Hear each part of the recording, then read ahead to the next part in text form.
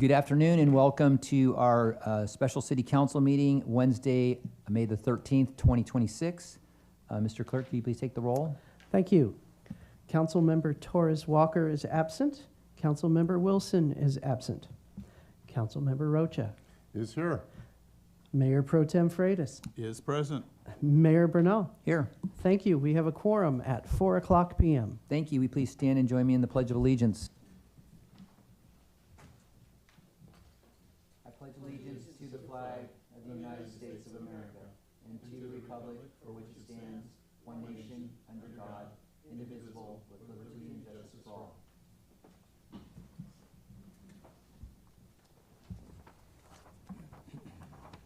All right, so today's meeting is for the purpose of discussing fiscal year 26-27 budget development.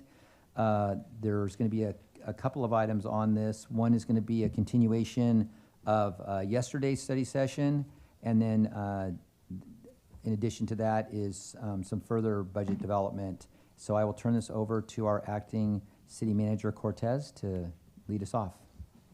Yes, good afternoon, Mayor and City Council. So before you today will be the proposed fiscal year 2026-2027 operating budget.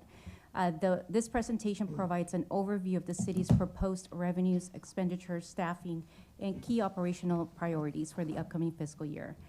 Staff is requesting feedback and direction from City Council regarding the proposed budget and any priorities or adjustments the City Council would like staff to consider. At this time, I will have Finance Director Dawn Merchant present the budget for you. All right, thank you. Thank you. Good afternoon, Mayor and City Council. I'm not sure if you have a preference to go over last night's that got continued first or to do the other funds. Let's go ahead and start with the other funds first, and then we'll go back Okay. to last night's after. And then additionally, we had been requested before for an update on the staffing and the budgeted costs. So we have prepared that and provided you the information at the dais for that when we get to that section. So then we will start with the other funds, which is the remaining funds outside of the general fund. It is the enterprise funds, recreation, animal services, streetlight and landscape districts. I will just say on the recreation fund, if we can, once we get to those sheets, kind of push that to the last. Director Wright is in another meeting, and so he'll be a little bit late to this. So any questions, we'll have to hold off and wait until he is present at the meeting. So with that, on attachment A is the draft budget worksheets. Again, we'll skip through recreation for now. That goes through page 6. And then we get to the animal services budget, which is on page 7 of the attachment. So if there's any questions on this, and we do have the police chief and Captain Bittner present for any questions on there. I've outlined some of the variances in terms of other revenue. That was donation revenue received in fiscal year 26. And then for 26-27, the personnel costs are rising 26%. That's because there are vacancy savings in fiscal year 25-26 currently. And then the expenditures are dropping 19% because fiscal year 26 includes the spending of that donation revenue expected to be done by June 30th. So that's why that drops because of spending that $118,000 in donation revenue. So if there's any questions, we have staff here to address it, or we can move. I do. I appreciate when we have each of the sections that we have an organizational chart that delineates the staffing, but we didn't have one for at least I don't have one, for animal services. So can you tell the council how the organizational chart works by classifications? Well, there is the animal services manager position, and then there's an animal services supervisor under that. And then we have the doctor of veterinary medicine, we have registered veterinary techs, animal control officers, and there's an office assistant. So so we have obviously one manager, one supervisor. one supervisor, one vet? There's one vet, yes. Okay, and that's a permanent employee or a contract? A permanent employee. And so there's 12 full-time positions Right. budgeted to animal services. So there's 3 animal control officers, 1 office assistant. I believe it's 2 registered vet techs, yes. Okay. And I believe there's, if you look at the sheet, Animal services. the big chart they gave us, Oh, if you look at the back page, it shows animal services. I guess there's 3 this one? positions. Yeah, if you go all the way to the back, Okay, right. yeah. I haven't looked at it. I'm kind of corresponding the two. oh, When I look at the spreadsheet that was provided to us, thank you very much, because it's a nice visual, and it has big font, so we can read it. So it looks like there's 3, is there 4 positions? That is I correct. see animal services manager, 1.0. I see animal control officer, there's 2 positions. That they're vacant, yes. Yeah, those they're are- vacant, yes. and then I see on this last page, animal services technician. yes, 1 I left that position. position out, I So apologize. those are the 4 positions that are That are vacant. vacant. Yes.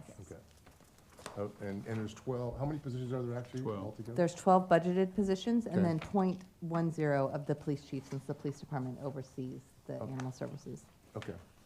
So the question, one of the other questions I had, Ms. Merchant, it deals with the current service charges. For FY '26, it's approximately 157, but FY '27, it's 152. I guess my question, are we current with the charges? Or should we be looking at raising them, keeping them? Well, some of the fees were proposed to be increased in the user fee study that was evaluated Right. last night, just a small section. I'm not sure, I had all the departments evaluate impacts it could potentially be, and there wasn't a huge swing that they thought would be impactful to, for example, some of the police department fees and this, but there were some fees that were raised. So what we went through last night with the fees, that has not been incorporated? No, it has not, Okay. just because, one, we had to get council Right. weighing in on I there. just- And so, I will have Animal Services further evaluate if the rates are adopted on the 26th, what, if any, impact that will have on the fiscal year 26, Because I think in 27 your numbers. narrative yesterday, if we had approved everything, it was an increase of $1.8 million. Yes, with those, the majority of those fees coming though from community and economic development. And what it will result in, if Animal Services, they increase it 5,000, it'll reduce the subsidy to Animal Services by 5,000, the transfer out in the general fund. Okay. And so in transferred in, the general fund, we're going from approximately 2.4 to 2.8, $400,000. What is that attributable to Projecting that it will be staffed, completely? yes. Okay. Because under, let's see, personnel, number 2, it says the vacancy savings, so I'm assuming that's part of the difference? Right, and so there is a little bit of vacancy savings built into 26, 27. There's a couple months, I believe it's outlined here on the notes for the animal services manager. But of course, there's always the goal for the remainder to get those filled by June 30th, so. Okay. So, you guys want- we've heard a lot from folks that have come up and made comments about animal services and how important it is to maintain Antioch services. With the vacancies, the manager, the 2 officers, and then the tech, what will that do? It's probably a question for the chief. What will that do to the level of service if those 4 positions were filled? Like, how are we gonna see folks say, wow, this is such a better experience? Because my understanding is we're running at capacity right now. Obviously, the officers could be out in the field, maybe doing more field work, but what would we see if these were all 4 filled? Definitely an increase in services across the city, especially outside of the building. We just had ACO interviews today to try to fill those vacancies, and I heard there was a fantastic pool of candidates. Our one ACO that we have now is splitting time between her ACO duties and supporting the staff inside the building, supporting the vacant positions inside the building. So I think when you talk about what service looks like, service, yes, out in the community, out in the public with the animals that people come into contact with out in the public, but also what shelter care looks like.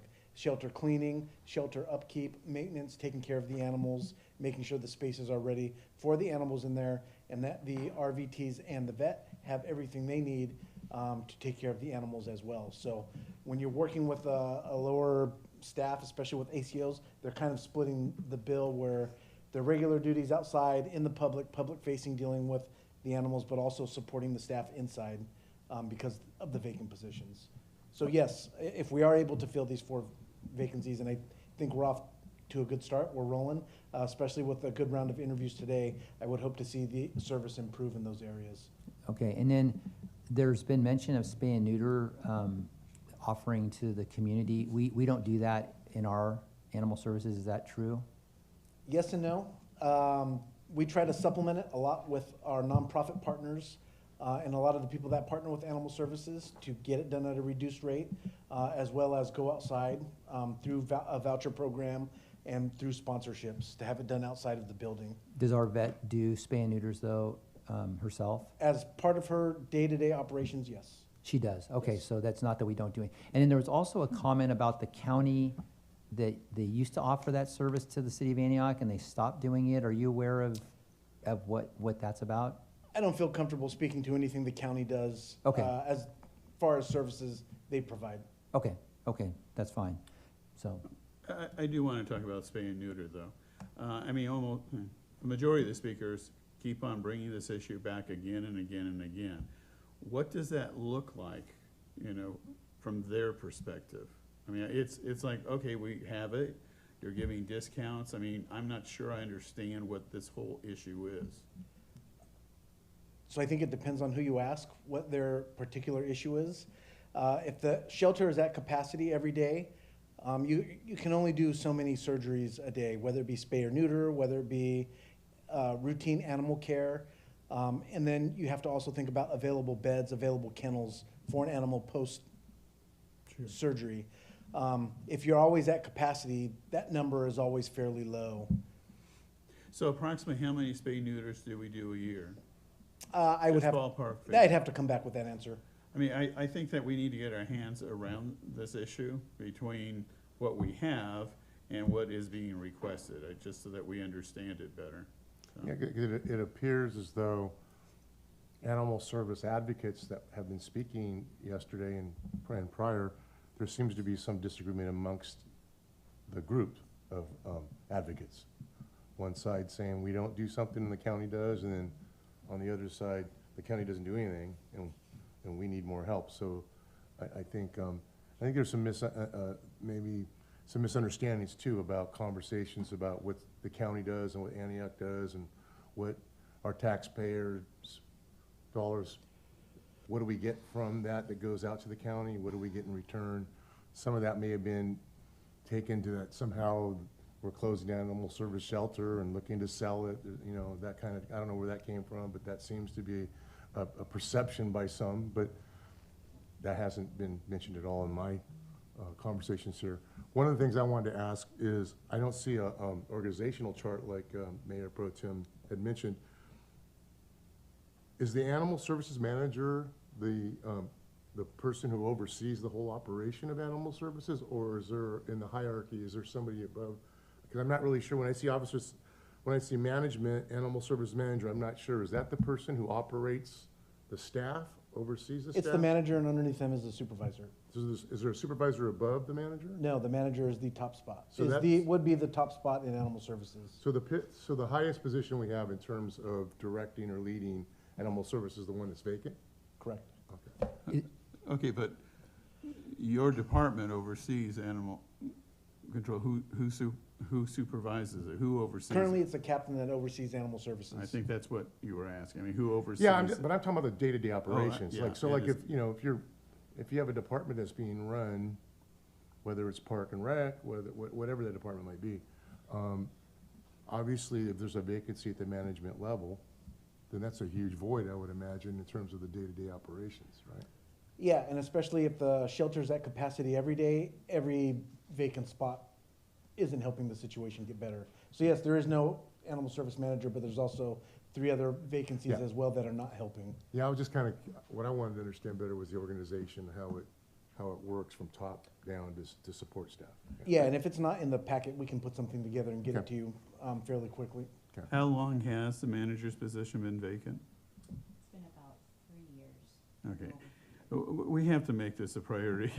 If we want accountability and transparency and proper supervision, I'm challenging staff to come back with a plan on how we recruit this position. Yes, and for a little background on that position, we actually have recruited for it about 3 different times. In this two In year, this past 3 years, yes. 3 years? Yes. So we have not had an applicant that would, chief had decided to. Is it to a part select. of our MQs or minimum qualifications? or- We updated that recently, shortly after that, when we saw that there was possibility, maybe we could expand our pool by making some changes to the minimum qualifications. However, even with that, we did not find a good applicant that she felt Well, that it I was. think personally, I think some of the complaints are absolutely valid. It doesn't make any sense to me to have the top position in the division, vacant for 3 years. I mean, I don't Well, and think, that's why I was asking the question. I just don't think that's appropriate, and I think we need to turn that around. The other, again, some of the advocates attack us. When you look at fiscal year 23-24, we spent from the general fund 1.7. So here we are, literally, in 3 years, we're going to spend 2.8. So we have made a tremendous investment, from my perspective. Am I wrong? I mean, went from 1.7 to 2.8, $1.1 million in a 3-year period of time. I think I'm a little unclear on your question. So why are we getting all these complaints about services? I mean, clearly, from my perspective, the city has, invested heavily, from going from 1.7 to, $2.8 million, and yet there seems to be all this discontent. Is it a situation that we just can never do enough? In my opinion, hearing the speakers talk, because very much like Councilmember Rocha said, their list of complaints are very different. We have had conversations as long as I have been the chief and then acting chief before that. I think the center is outdated, it's too small, there's not enough resources there to service the city. So But that's not significant that's not the strides. reason for the Well, difference, is it? Give me a second.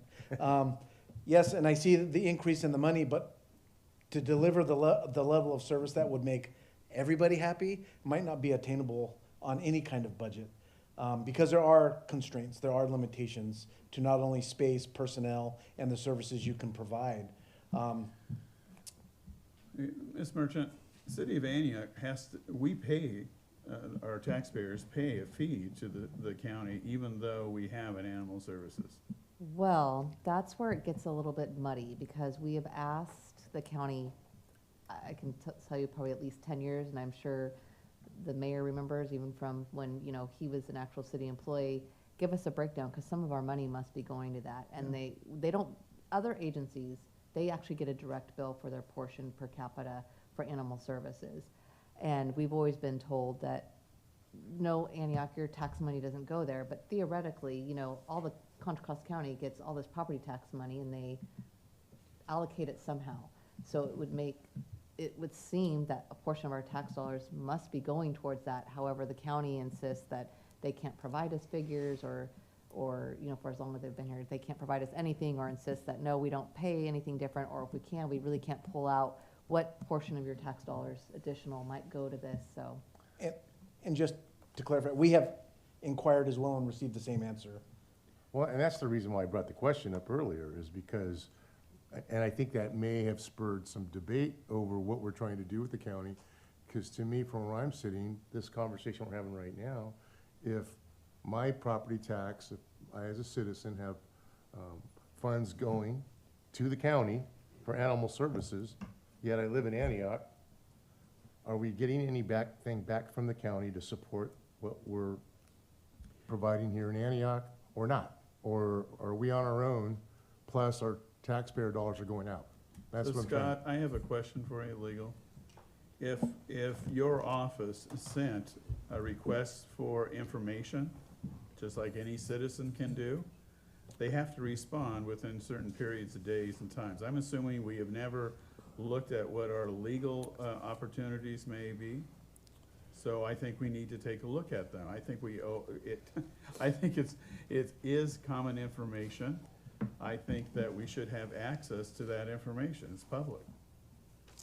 We could do a public records request, and they would have to let us know within 10 days whether they have something responsive or not, and whether they're going to be willing to share it or not, or redact the heck out of it or not. I mean, they would have to let us know what they have and what they're willing to share and what they're not.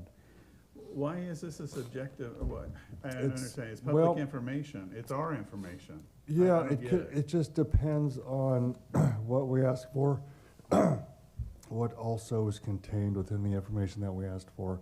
So it's not, so there are exemptions to the public records requests, and they just sort of, it's not as clean as it sounds. So even when somebody requests something from us, they'll ask for one thing that's obviously public, but it contains things that we have to redact because of personnel reasons or other reasons that are sort of enmeshed within the documents. So depending on what we ask for here, money flows and things like that, we could get it, and So, Mr. Mayor, I would suggest that we direct staff to do that, frankly. And if we don't get the information, then I think we need to look at other legal things, which may mean sue the county for that information. I think it's ridiculous, public agent to public agency, we don't have that information. And because having that information, it enables us, as Councilmember Rocha says, to say, well, wait a minute, you're getting $12.52 per dwelling unit, times however many homes we have, that's a significant number. And, we're not getting any services, so we would like you to do a spay-neuter system, or we'd like to expand the animal shelter, or whatever it is. But I think, 10 years, I mean, this is ridiculous, and so I think enough is enough. We've been patient. Let's try this. But if we do not receive the information, then frankly, I know it's a policy question, bring it back to the council, because I'd like to literally go stronger. Yes, I will make sure that I work with City Attorney's Office and request that All right, information. I appreciate it. Thank you. All right, any other questions on this part of the budget? All right, Okay, next up are the streetlight and landscape maintenance district funds, starting on the next page. So we can go through page by page if there's any questions, and we do have Director Bunting here for any questions that aren't addressed directly in the budget pages. So first is the Lone Tree Maintenance District Fund, 251, if there's any questions on page 8 or 9. Is it 8? I don't know which page. I don't have, oh, there it is. I do have a question on 9, and this would be true for all of them, really. Under the variance, it says, decreased amount per 2026 cost allocation plan update. And in several places, we see it's a decrease, So can you just refresh our memory? How did that work?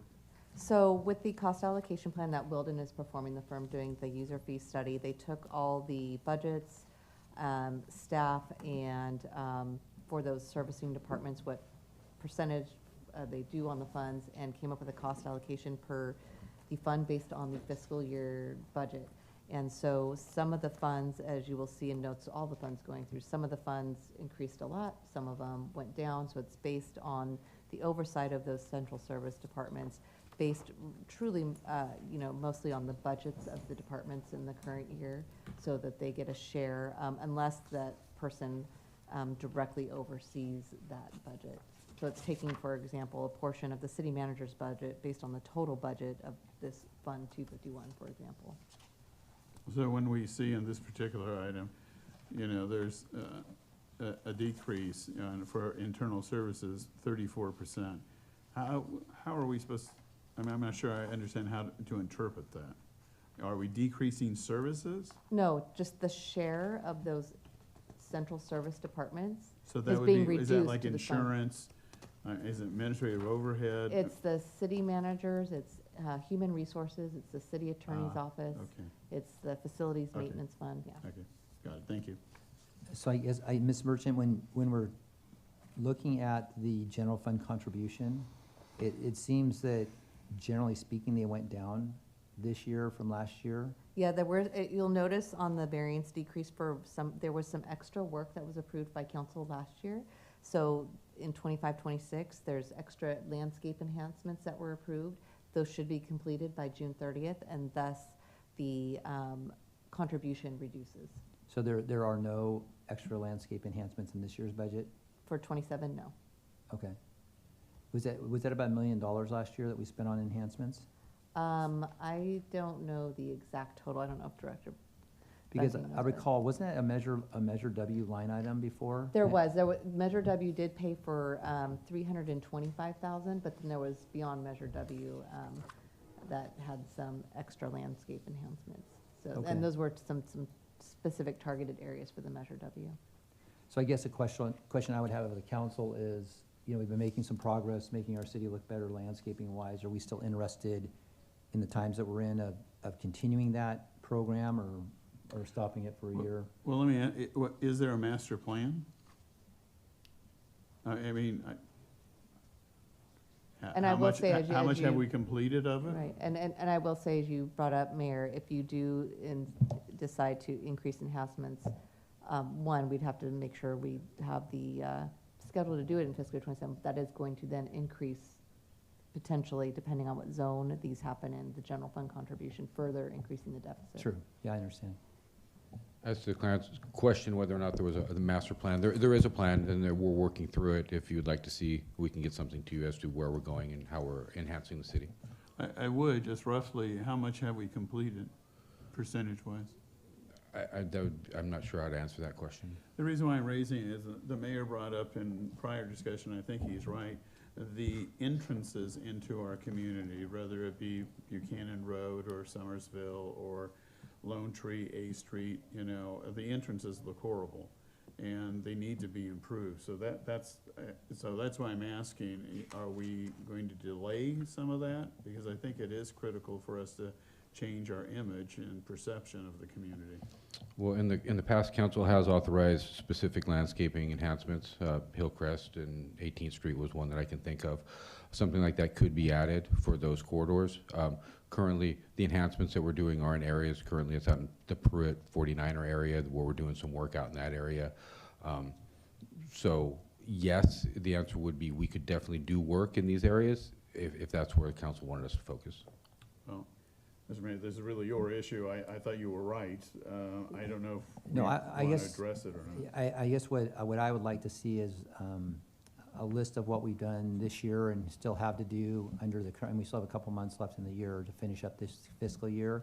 And then what would be the plan, or what would have been the plan to continue on that, and how that would include, say, our entrances into the city. Yes, we can get you that information. Okay, that'd be good. And then what it would cost to, maybe it's $500,000, maybe it's $250,000 to do the entrances, I don't know, but maybe it's not a full $1 million, so, They're all different, so I'm sure the cost would be different also. okay, that'd be good. And I think imagery would be nice, if you could provide what projects have been worked on and maybe a snapshot of what that looks Yeah, like. a picture of it. Yeah, and I know the work that, when it's been done, it looks great, right? I mean, 18th Street looks fantastic. Lone Tree. And that was done a while ago. So yeah, there's been a lot of improvements that are really, looks a lot better. Thank you. So I mean, the city of Martinez, under Highway 4, the underpass, has the mosaic. I can't believe the city of Martinez paid for that. Can we find out how they financed it? I suspect it would be probably state of California. There must be some grant or program. Yeah, we can look into that. I have no idea. Look at it, because it really really does enhance, the entrance as well as exit. I mean, when you depart the city, you're looking at it. When you come in, you're looking at it. It's very positive. So anyway. Okay. All right, thank you. So I think we're done with page 1, the Lone Tree. Okay, so Lone Tree also continued on page 10. So on page 11 is the downtown maintenance district. If there's any questions on that? Yeah, I just think it would be good to note that there is no money being paid in through locally paid for by the downtown residents or the people in that area. It's all general funded for any maintenance that Oh, I happens know. downtown. So to the extent it looks the way it does, this is our contribution. I think an investment downtown to enhance the landscaping would be nice as well, whether it's just fixing the irrigation in the planter boxes or replacing trees that have been cut down and not replaced. I think things like that would be good. I don't know if this is considered part of landscaping, but I know our trash can situation downtown can look pretty bad sometimes, you know, with the old concrete, and no lids on them. And it'd be nice to have a consistent look of trash cans downtown as well for folks to, and I know that I've heard it gets into, because I've asked before, you have to have all the different types of recycling. It's pretty expensive to provide each trash can that provides every type of option for how to dispose of waste, but I'd like to look into what that would cost for us to start replacing the trash cans downstairs with new ones. Okay, next is Almond Ridge Maintenance District. If there's any questions on this. Okay, next is Hillcrest Maintenance District. Again, I guess I would just note that the transfers in from the general fund on this one went down $85,000, or is going down $85,000. But then also the overall cost of maintenance is going from 1.6 to 1.2. And Yeah, so there was additional landscape enhancements in Zone 1. There was additional enhancements, and then also in Zone 4, if you see on pages 14 and 15. Okay, so that was included in the $1 million or whatever that extra Yes. money was? Okay. Yeah, I guess back to the comment by Councilmember Rocha, it would be nice to maybe see a picture of a location and picture of kind of what's been done over the past year, so we can see some of these improvements. Or prior, if there's been a couple years of this being done. Okay, next would be the Park 1A Maintenance District. And this is the district that has our RV, What page is it? What page are you Parking. on? 16. page 16.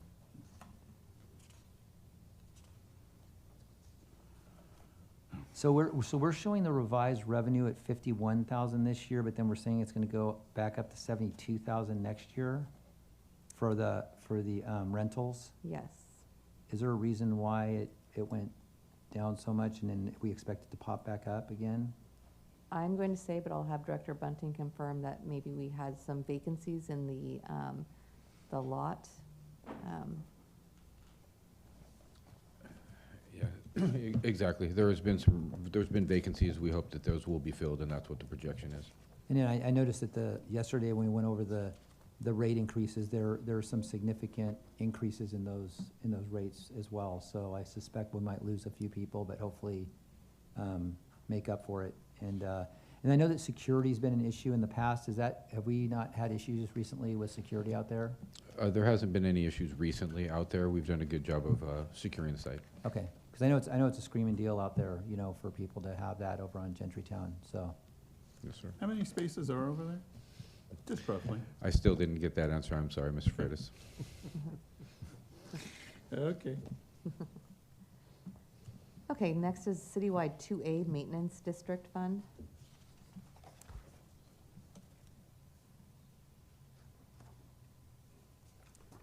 This district did have some additional landscape enhancements as well.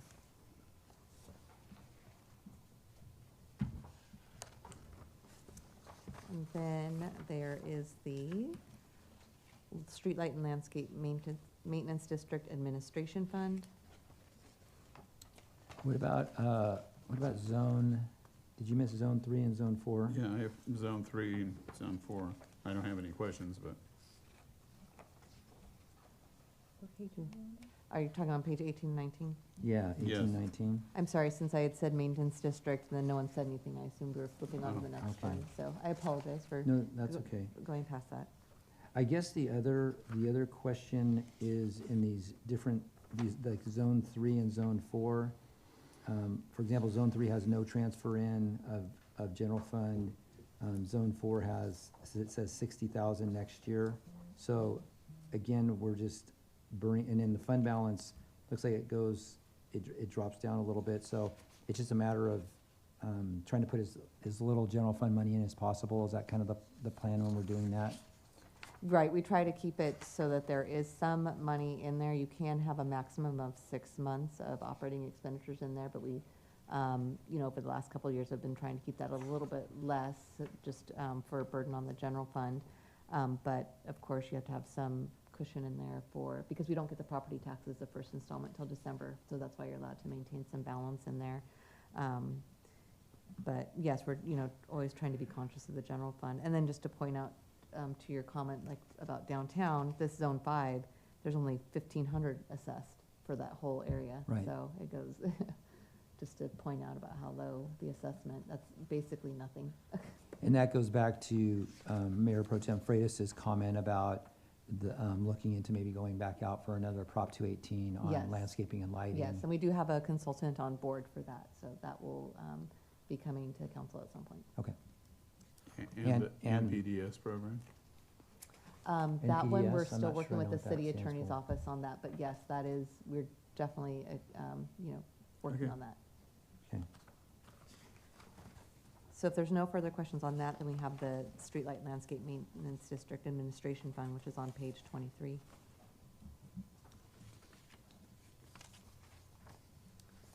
And then the final landscape district fund is the East Lone Tree on page 24.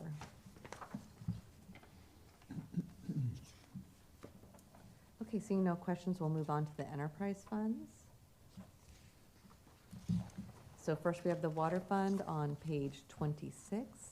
You'll notice on the fund balance, I'm just adding back the pension and OPEB liability because the whole amount shows as a reduction of the reserves, even though theoretically we pay it annually. So I'm adding that back just to show what the true available ending balance is, since it's an annual amortization of the PERS based on our payroll funding. So, Ms. Merchant, so when I'm looking at the bottom, add back the Yes. pension OPEB liability, the 16,200,000, so that's total 61 million, right? No, so the fiscal year 25 balance was 16.2 million. And then because it's not updated until, I won't have the new balance for the water fund until after we will start working on the audit, I'm keeping it at 16.2 million each year. So that's the total balance each year. So at June 30th, 2026, the balance might be 17 million, but the known balance is 60. It's not accumulative. It's not, you don't add all those together. It's one balance. I'm just carrying forward the same balance each year. Okay, so this is the liability. Are these for, funds paid out of the water, are these for positions paid out of the water fund? Correct. And so it's specific to this particular fund? It's the proportionate share based on staffing in the water fund of the total liability, because CalPERS gives us a grand total of liability. So we split that for accounting and financial reporting purposes based on the staffing in the general fund, and the general fund, special revenue fund, for example, and then enterprise fund. So what are some of the other ones? I mean, this is the water fund, sewer fund, The sewer fund you'll see when we get to the sewer Right. fund, and then you'll see the marina. and the marine. So those Yeah. are the three primarily? Yes, So we know what the total cumulative is, and it's separated by particular employees and particular funds. correct. It's by the percentage of the payroll of those funds. And for accounting purposes, which this might be getting to a little bit high level, the general fund does not recognize a liability directly. It's accounted for what we call a general long-term debt account group for general fund and special revenue. Only enterprise funds recognize the liability directly. Then at year-end for financial reporting, we have to do what's called a conversion entry to show on the government-wide statements how much governmental funds in total the pension and OPEB liability is. It's not segregated by fund. And so I'm curious, when we determine what the total is Yes. of our liability, and when we make payments, do we also do it proportionately? Well, the payments come directly from when the employees, it's a percentage of payroll. So we know, for example, say the rate's 38%. So each employee that's in the enterprise fund, we have to pay 38% of pension that goes to CalPERS after each payroll. Okay, so the answer is yes. Yeah, I mean, yeah. you do segregate it out? Yeah. Okay. All right. And then also, are the revenues for the next couple of years, are you figuring in the rate increases that have been approved? Yes. Okay. They're here in this document? Yes. Okay. So on page 28 is the Water Supervision Division.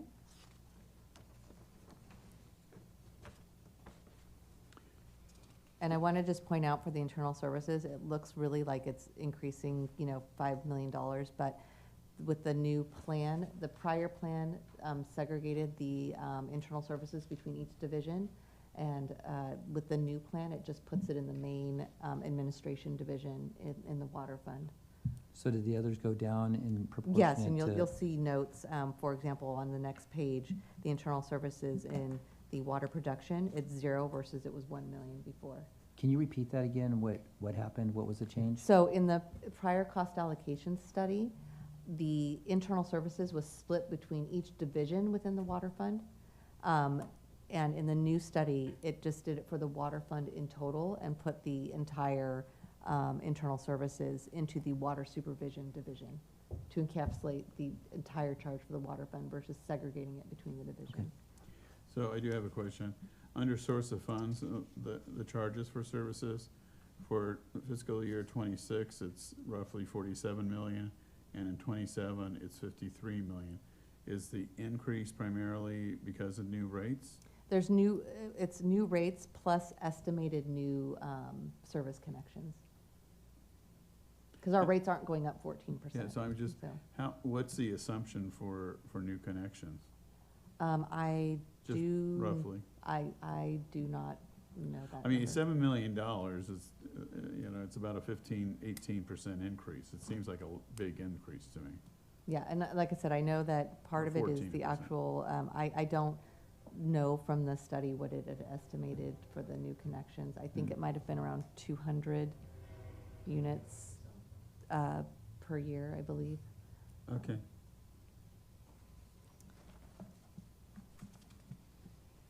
Is there any questions on the water production or water distribution budgets on page 29? Not for me. Okay. Then on page 30, that is the water capital improvement plan. These budgets mirror what was previously presented with the draft capital improvement budget that was presented to council prior. So I don't know if you have any questions on these. Okay. Then next on page 32 is the Water System Improvement Fund. Okay, the next is the Sewer Fund on page 33.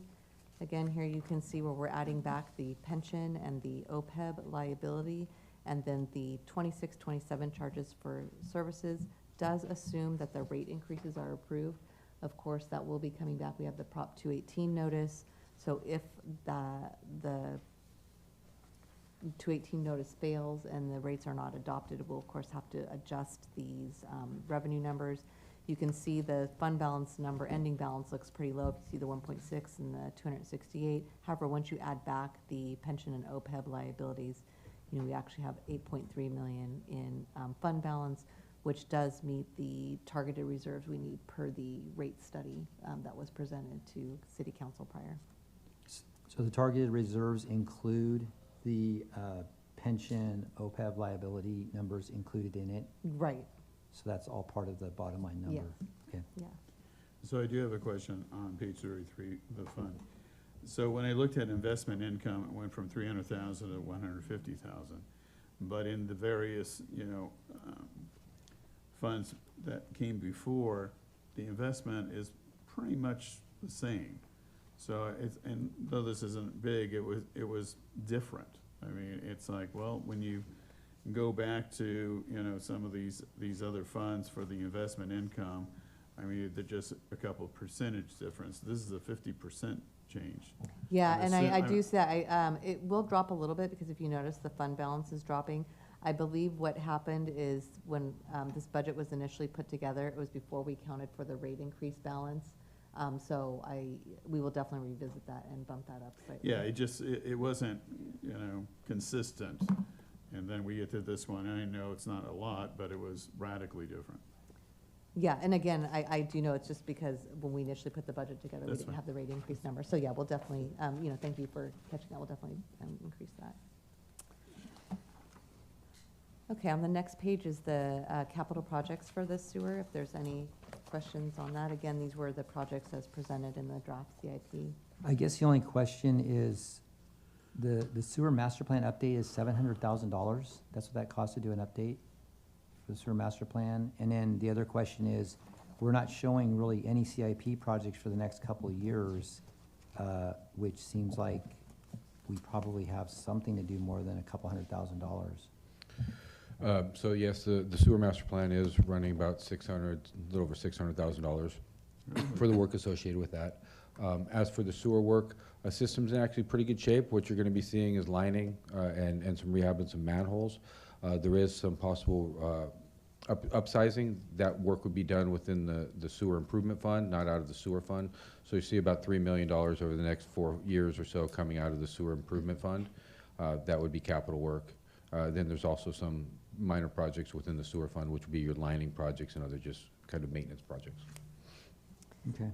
And if I just further expand on Director Bunting, on page 35 is the sewer system improvement fund, so you can see a little bit more projects in that fund related to sewer, which should address some of your questions on that too. Yeah, it just seems like with 30,000 plus laterals and, you know, things that we have to do, it just seems like that's not a lot of money, but if the system's in good shape, that's great. The crews have done a great job. We have a lot of vitrified clay pipe that holds up very well. So yeah, we'll keep on it, but there's not expected to be a whole lot of maintenance necessary. All right.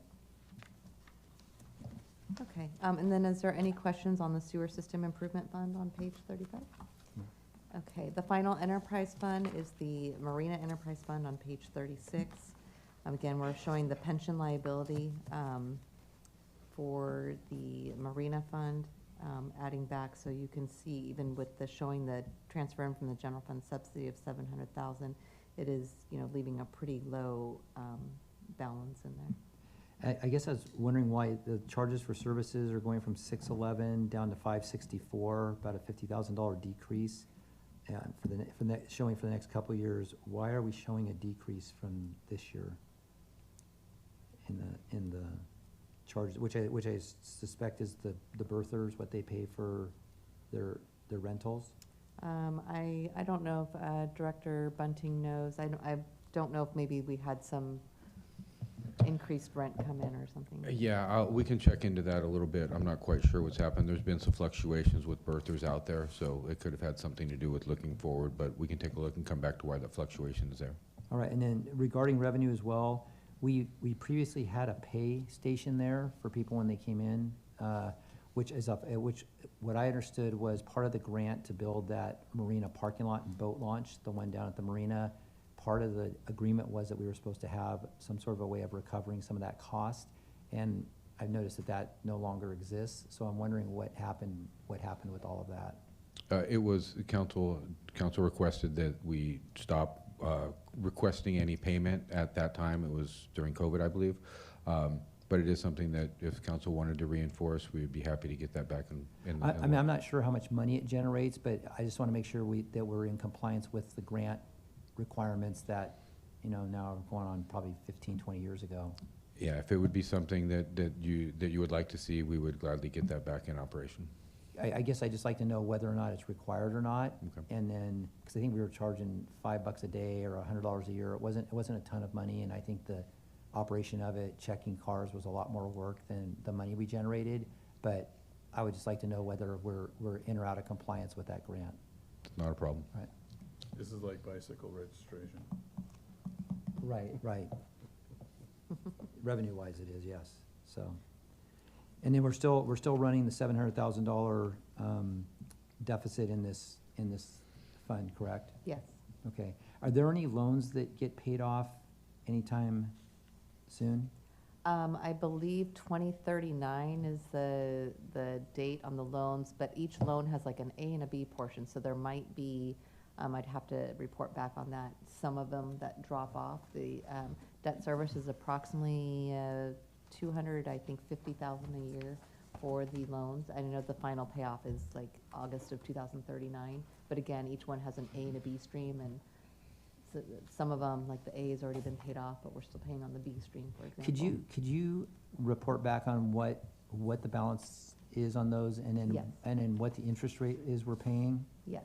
Because if we're not paying, if it's like something we could pay off in one chunk and get rid of a higher interest rate, I think that was from the state that we got those loans from. Yes, and it now falls under the Department of Parks and Recreation of the state. It was like the Department of Boating and Waterways, which had folded under this particular program, folded under the Department of Parks and Recreation. And then are we also pursuing grant funding or funding for the dredging in that project? Because I understand that we're starting to get hard to get in and out of there for bigger boats, out and out of the marina. Yes, it is. We do have a additional, or an opening project that'll do the surveying out there to get preparation for what we do need to do the dredging out there. We are looking for funding sources, yes. Okay, all right, thank you. Okay, if there's no other questions on the enterprise funds, we'll circle back with recreation as soon as Director Wright is here. Hopefully he should be here within the next 20 minutes. So we can then move on to the general fund portion of the continuation from last night. Okay, yes. Is this, are we going back to what was the May 5th, then the May 12th document? Right, so the May 12th document is, the May 5th is what got pushed to May 12th. Yeah, Yes. but, I mean, I marked up May 5th. Yes. There's no changes, it's the same thing. No, correct, all I did was Right. change the dates on the Right, report. I just want to Yeah. be sure. So this is based on the feedback that we had received, incorporating, we went through a checklist of what to include and not to include. So this is the revised budget as of there. As you can see on page 2, what got included in the draft budget was staffing to unfreeze an administrative analyst in Public Works, continue to freeze the senior civil engineer, continue to freeze the vacant community engagement coordinator. We have convert and fund a public works inspector versus an assistant engineer, but then also reducing contracts for services so that the net impact was minimal. What I will just point out on that is after staff did an evaluation of the staffing structure with engineering having moved under community development, they would not want to convert it to a public works inspector, but keep it as an assistant engineer. So just want to make clarification on that. That would be an assistant engineer versus a public works inspector, because that is engineering going under there. Then we have adding the policy director, which is required under the Allen settlement. And then as discussed, council did direct to add the 12 additional police officers. They would be trainees in fiscal year 27. So that would be $631,464. I did notate in my report that I had previously provided that cost would be $559,464 when I was pulling the numbers in to update the budget. I did realize that I had left out the medical benefits, which would be $1,000 per month, and that's assuming single party. It could be more if it's family, but generally, a majority of the trainees that come in do just have single party benefits. So that number is $631,464.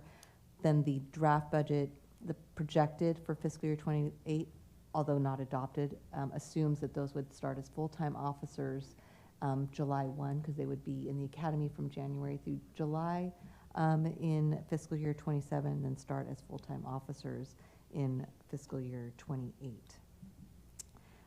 Also then reducing the development engineering contracts, which was stated that would reduce the inspector, which we now need it to be an engineer. Council also agreed to eliminate the Pruitt CIP set aside next year, canceling the restoration of public fountains, so it's showing as a transfer into the general fund, canceling the EOC improvements as a transfer in, but as mentioned at the last meeting, that is funded, can be funded by PEG, so it's not that the project's going away, we just have a different funding source.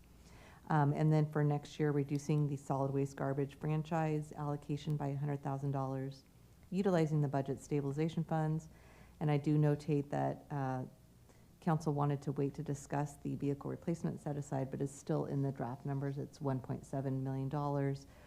So that if that does end up getting pulled out, that's an additional, almost 1.8 million in deficit that we have to address.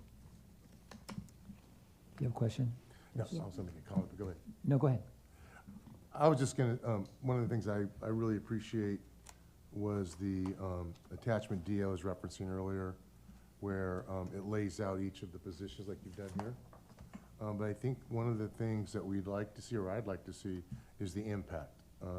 As we notated in attachment D, each of the positions that were being discussed related to either hiring freeze or recommended to fill a position had impact to each of the departments. So if we could do a similar fashion. Yes, With this so document. actually that document in front of you does have that It does? Okay, information. so- Yes. So it does have the It impacts. says and- consequences if Under, not filled. under consequences, that's where the impact Yeah, is? I Okay. Yes.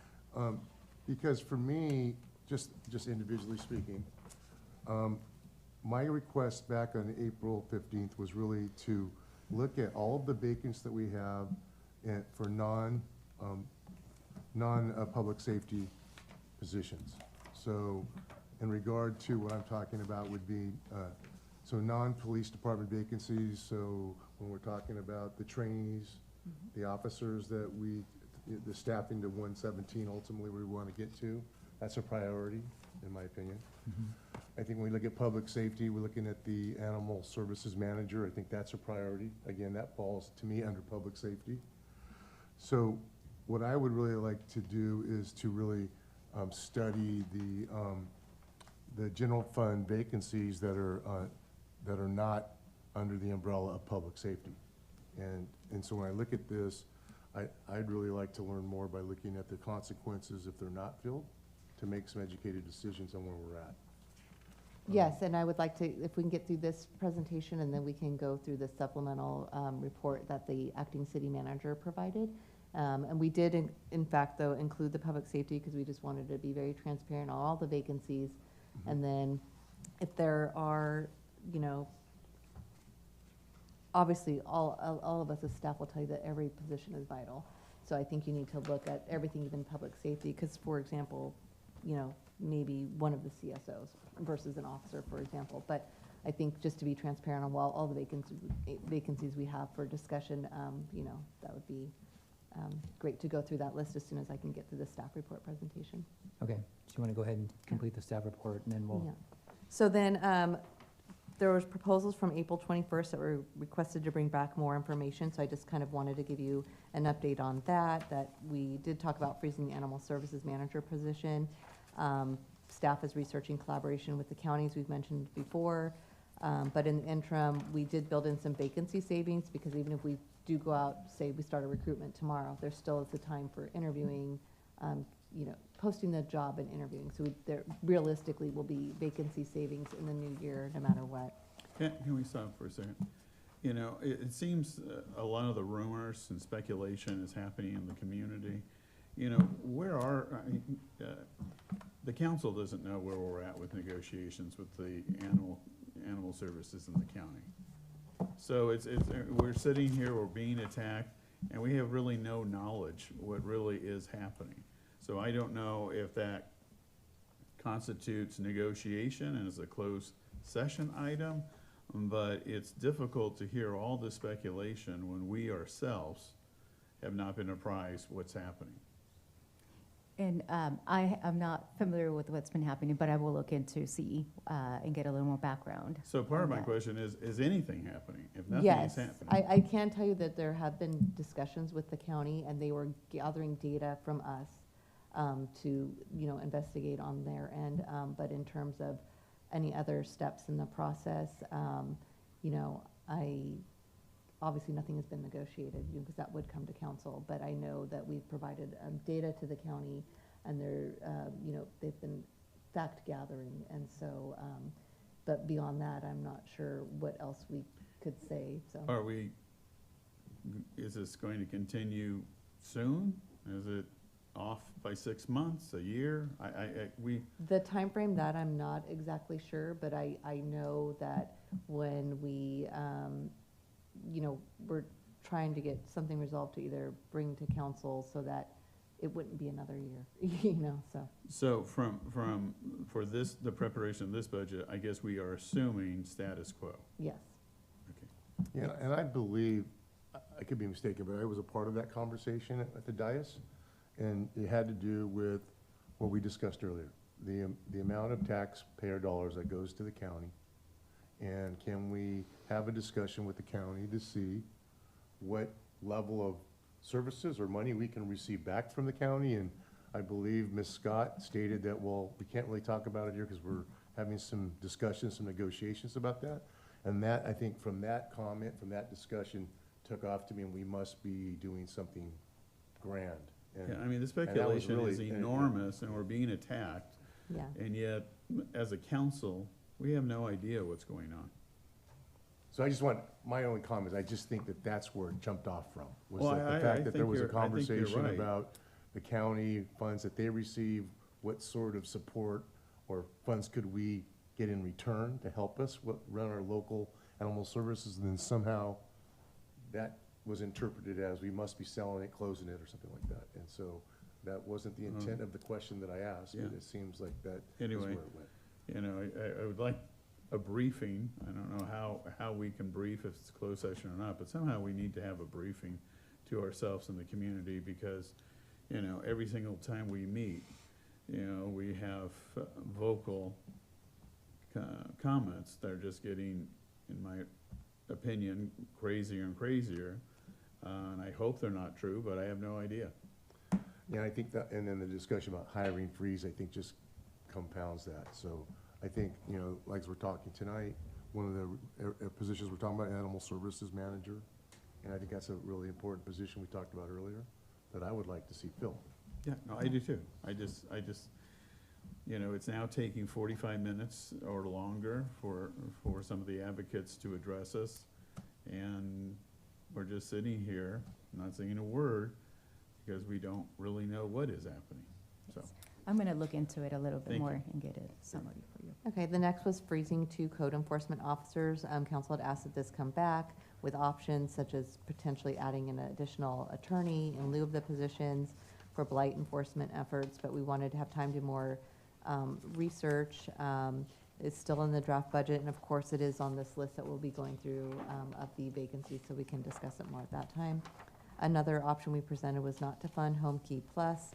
Council asked that this come back for a discussion along with the status of the grant, so we'll still need to bring that back. On that point, there's the other legal question with the foreclosure of the property. How does it impact, you know, this whole project? Right, and I know that the city attorney's office is looking into Okay. that, so definitely something will be come back on that. Another proposal was not to fund the AQCRT, the Angelo Quinto Community Response Team, after ARPA funding expired, because a half a year of funding is included in fiscal year '27. And the mayor had asked of, you know, what would be the cost of reduced service model, what would that look like? I was told by the Public Safety and Community Resources Director that that cost actually does include reduced service model of 8 hours per day. But the council also did ask what the citizens will have access to in its place if this contract ends, so that information will be brought back. So the four, That contract expires in December 31st, is that right? Yes, yeah, or the funding Funding expires. source? for I believe the ARPA. contract actually expires then too, because it was tied to the ARPA. So the funding, the 480, my understanding was that the 960 a year is for 12 hours a day. So. I was told by Montserrat Cabral, and I don't see that she's here, that 480 assumed the 8-hour model per day. So, but we'll definitely, once we I thought come, it was 12. She said it reduced it. definitely that'll come back with the discussion when we get more information on this. Okay, thank you. The other option was to cancel the citywide signage CIP. The council wanted to wait for the CIP presentation since there were no objections raised to the project, and it's my understanding that I think it's out to bid. The money will not be returned to the general fund. Can you just hold, I just want to make sure that the community park, I know it's the Warshaw Sports Complex, but the signage, I hope that's included in this, because it's been years. Thank you. The other option was presented was to cancel the public art and return money to the general fund. Council wanted more information on the project, as they believe it had to do with a public art item that was missing a hand. Public Works said that this entire structure was removed due to vandalism. So council direction is requested on this item, if you want to still keep it set aside for public art, if we can return that piece of money to the general fund. Do we have a cost estimate on what it would take to restore that particular piece of artwork? I do not know, no. Okay, can we get that so we can, I think that in my mind was the specific piece of artwork that we were talking about, having reestablished out there. Yes. That's my Hillcrest? No, it's on Lone Tree. On Lone Tree. Okay, right, Below, yeah, that's right. below That's right. golf course. So, yeah, at the Hey Daddy, look here, it was vandalized, there was a missing hand and some other stuff that was replaced, but it has been vandalized since then and been removed. I will check on the cost for replacing it. Okay, thank you. Okay, and then there was just a recap of potential monetary savings that council agreed on, was look at renegotiating the contract terms with the golf course. So staff will be working on that. Stop. On this one, in this part of the discussion, we have repeatedly made requests for financials. Have we received them? Yes, I actually did just receive those about a week and a half ago. And do they go back several years? We requested 3 years of information, so we did receive that. Okay, so now Yeah, we have not had a chance to. That's look at fine, I that. just want to make sure Yes, that we're yes. receiving the information. Yes, I'm assuming that staff will, since this is a 501c3, they have to file reports with the State of California Secretary of State. I'd like to make sure the staff also access that information. yes, and that may be in what they gave, they gave me literally like this huge file. Okay, So, I just, yeah. I just want to make sure what is being filed Yes. and the expenditures, and that's fine. Yes, And then I think the other thing I would just like to add is that this talks about renegotiating the terms of the contract with the golf course. It doesn't refer to selling the golf course. So I think that was something that came out in an initial staff report as an idea. yes, And- but council did not say to look at. Right, so I just want to reiterate that that's not what we're Oh, looking into yes. right now, because that created some concern for Oh, yes. folks involved with the golf course. Okay, the other was not to run any special events unless money can be raised to fund the entire cost. Council approved 4th of July, Juneteenth, and National Night Out to continue to be funded. Can And I again stop you? Alan Payton reached out, what do they call? it? Holiday Delights. Holiday Delights. How much money do we spend? there? I do not know. Could you just please let us know? Okay.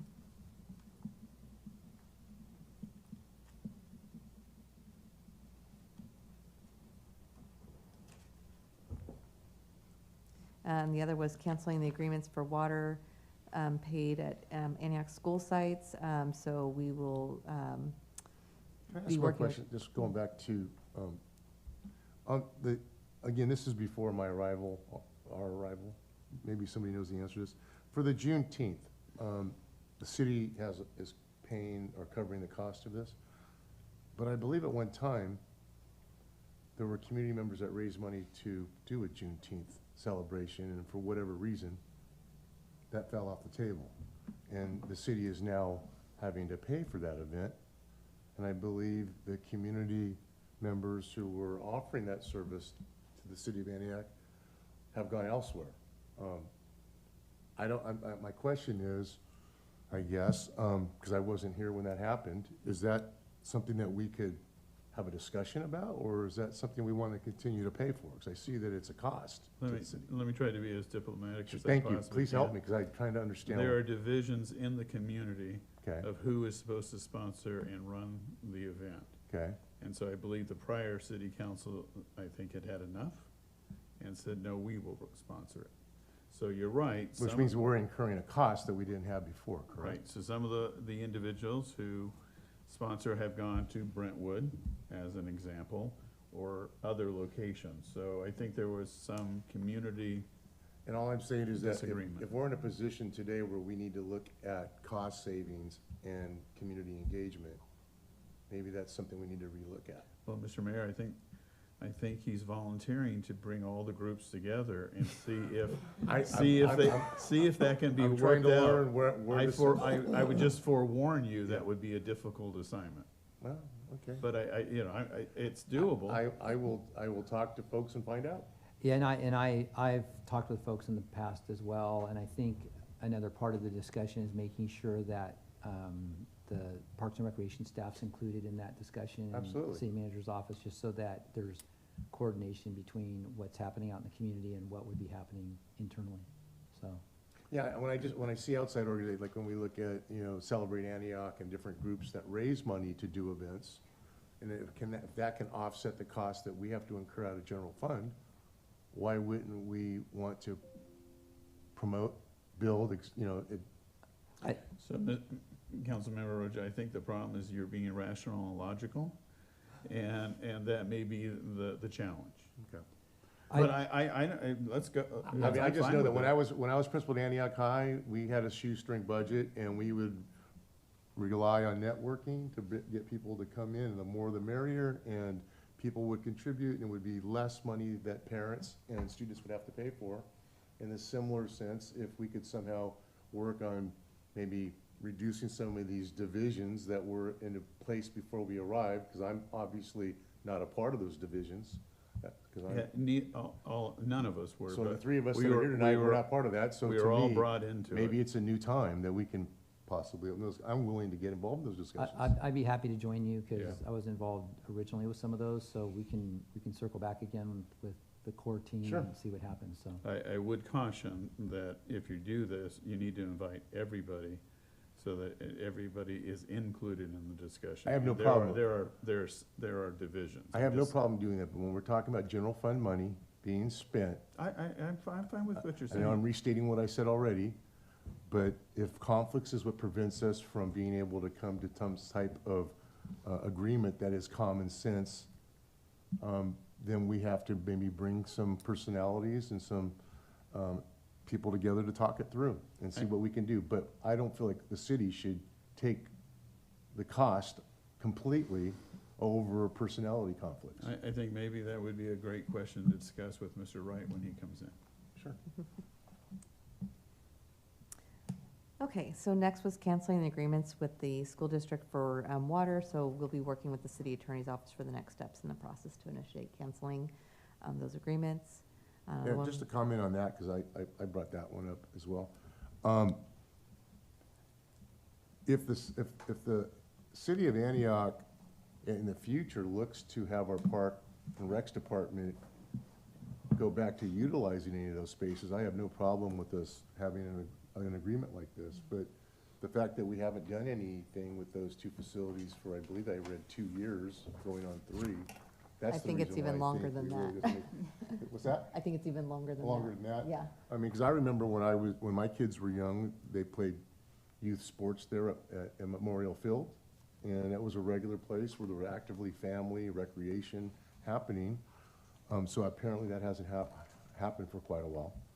So that is the reason why I thought, why would we Right. commit to paying an annual fee for something? And that we're not using? absolutely, at some point in the future, if we did that with the school district or even any other nonprofit that owns land or whatever, we would, definitely be entering into a joint use agreement Sure, with them, sure. so. Okay, the next was for the water park.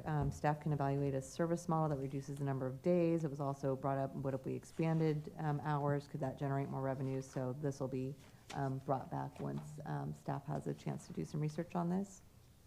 And then explore collaboration with the county or other partners for animal services. So we'll be, once we get some more information, reporting on that when we can.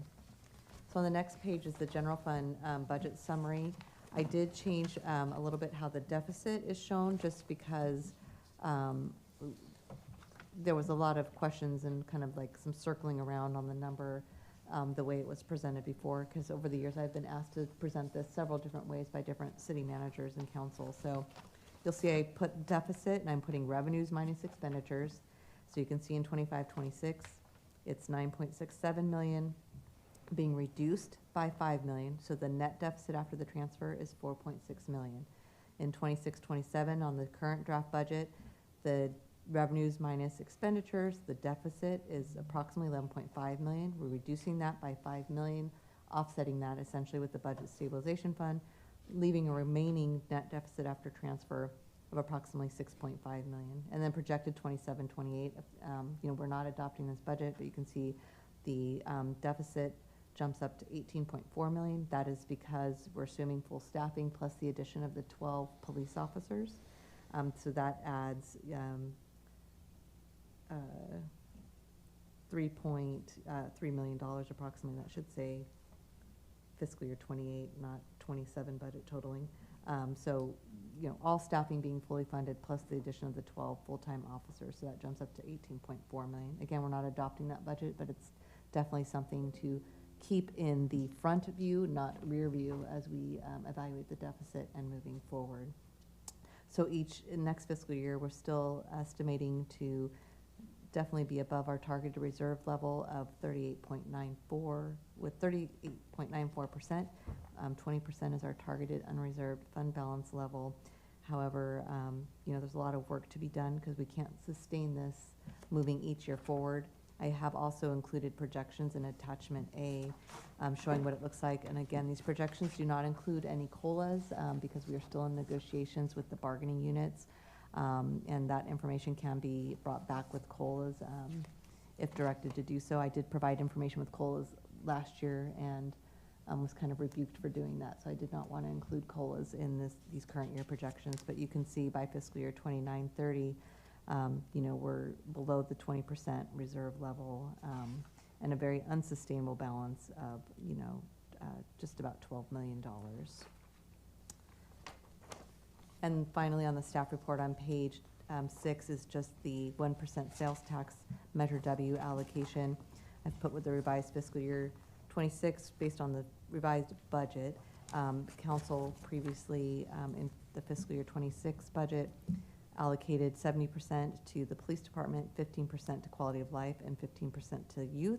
If council wants to keep that same split, I'm giving what those budgets would be. However, council can decide on something different. So we'll need direction on that to include into the draft budget that's brought to council for approval. And as a reminder, it's not additional money in the general fund. It's just how you're splitting the pie. Related to public safety and community resources, did council specifically ask for $1.5 million under quality of life and then $960,000 for youth network services? How did it get divided up that way? When it was brought for public safety and community resources excluding youth, which falls under the youth network services, it was 15% to these two categories under there. And so because code enforcement gets other supplemental revenues like assessment fees, it was trying to pretty much split it between the two initially. So you'll see like in fiscal year 28, it splits it evenly, the 15% between the two. And it's pretty close in fiscal year 26. So that's kind of how it's looked at. Well, then I just noticed recreation services drops down from one year to the next from 27 to 28. Right, because the initial budget for youth network services in the adopted budget was a little bit higher than 961,000, but the revised budget for the youth network services division is only 961,000, so that's the most money we can allocate towards it. So we reduced that and then bumped up what was going to recreation services. And then, I know Montserrat's not here, but it says public safety and community resources except for youth under quality of life. Right, because the youth services is under that youth. What's the $1.5 million pay for under that? So there is the violence intervention division. There is the public safety and community resources admin. We'll be able to see when we get to the budget worksheets for the general fund. Okay, Yeah. thank you. Ms. Bertram, before we go off, historically, how was it divided? I thought I read somewhere it started out at 60-20-20. I believe that's what it was, and it was just a council decision on that time to split it that way. So how long ago was that, roughly? I believe that might have been from the beginning when the measure, I would have to go back and look, but When did the we first started. measure? Well, initially, it first passed in 2014, I believe it was. Then we did the renewal, we increased it to the 1%, that passed in 2019 and went into effect. So some people have argued that the 60-20-20 was something in concrete. But it seems like since prior councils for more than 10 years have changed some of these allocation, I assume it is discretionary. It is discretionary. There's nothing in the past ordinance or ballot measure that it says it's for general services. It does give what those general services are meant to be. You know, in the ballot language, it talked about, you know, quality of life, 911 response, et cetera. But there was nothing in the measure, because it is a general measure, that says it must be split this way. Okay. So that's why it's council discretion on how it can be split. And I recall it was 80-10-10 originally, that was original. I know there's a I know history. it's moved around. and- Yeah, my understanding, it was, originally it was 80-10-10, and then it was moved to, I believe, 60-20-20. And I believe last year, We changed it to changed it 70. to 70. And it may have been 50. 80-10-10. I just, that's so, That's fine. so long ago, I But it's- can't remember. It's the but- discretion of the Yeah, leadership. the Yes. question really is there anything in the ordinance or the measure that was passed? And you answered, it's discretionary. I mean, Yes. this council made a decision last year, 70-15-15. Yes, and so, I don't know if council desires to keep that same split, or, I'm fine with it myself. I'm just not sure of how the money's allocated as far as the different line items and how it's being allocated to the different areas. So that'd be my only question. Well, the one question I would have is if we have grant funding that comes in for any particular, if it's youth or if it's, whatever it may be, we have grant funds coming in, that would be the only reason why I would possibly consider the percentage ratio. yeah, and the grants, any of the grants that the Public Safety and Community Resources has now are not in the general fund, they're in the CalVIT fund, the California Youth Grant Fund, so it's not part of this 1% Measure W, that's accounted for in, special revenue funds outside of the Well, general I fund. guess what I'm saying is though, that I think the intent of having the percentage be higher in youth services and quality of life was because there wasn't no grant funding coming in those areas. If there's grant funding coming in now, that would be something to look at in terms of how we make any adjustments, if at all. To reduce the general fund contribution by virtue, for example, on the gun violence, the CalVIP grant, the $2 million, Yeah. that would theoretically take out the need for general fund contribution since it's supposed to be. No, but there's a Youth Services Network division in the general fund, completely separate from those other grant fundings. So this 961,000 is what is in the general fund, and regardless if you say Measure W is going to it or not, it's still gonna be 961,000. Correct, I understand that. So that's why we look at what the different, Yeah. those different funds are funding. Right. I'm just saying it's not gonna reduce the general fund contribution because it's still gonna be in Right. the general fund. It's just not gonna say that it was funded by Measure W. It's just an allocation issue. Yes, Correct, yes. understood. Okay, then we'll bring that forward with the same, and then when we go through the budget sheets, you'll be able to see a little bit more detail on all of these. So we're still waiting for Director Wright, so we can start going through the individual budget sheets, and then. Before we do that, can we look at attachment A quickly? Is that part of this here before we get into the budget sheets? Yes, the projections? So we're looking at the 25-26 budget, and we're saying that revenue's 98, expenditures 107. And then we're saying in our 26-27 budget, we're at 97, we went down for $400,000, and we're going up $1.5 million, right? In our expenditures. And then it jumps up by, in 27-28 by, looks like $8 million. Yes. So that $8 million is just attributed to, like, I guess, for example, the police was $3 million of it. That seems like a lot that it's increasing from this proposed year to the next year. Yeah, a majority of that, if you'll see, it's 6 million in staffing. It's because it's projecting that everything is fully funded, plus the addition of those 12 police officers. Okay, so that's basically just personnel costs that's Yes. increasing it so significantly? Yes. Okay, I mean, because you do see that there's, 1.6 million in services and supplies, and that's just for, utility cost increases, other, increases, but the majority of that increase is personnel costs. right, because if we look at the 25-26 budget, it's 61 million, Mhm. and then we project out, a couple years bumping up to 80 million, that's a 33% increase in personnel cost over the next 3 to 4 years, which Yeah. just seems outrageous when we're trying to keep our costs under control, Yeah, so. but it's primarily the 12 Yes. officers. Yeah, but it's not $9 million or $8 million. I bet it's the majority. When they go from training to full-time officers, yes, that it would be. Well, Yeah, I we're thought- adding, 3 million, just over 3 million in 27-28. That's assuming step A. In 28, 29, they go up to step B, for example, and then, just you have all the other increases. I mean, the real driver are those 12 positions. Okay. To get to the 117. Correct. Sure. Yeah, I use, when I look at officer positions, I think you use 250 as a number. Yeah, As but a when you general look at, number? then, just because in general, once they get beyond a step, when you look at a PEPRA officer that's step A just out of the academy, it's actually more about 200,000.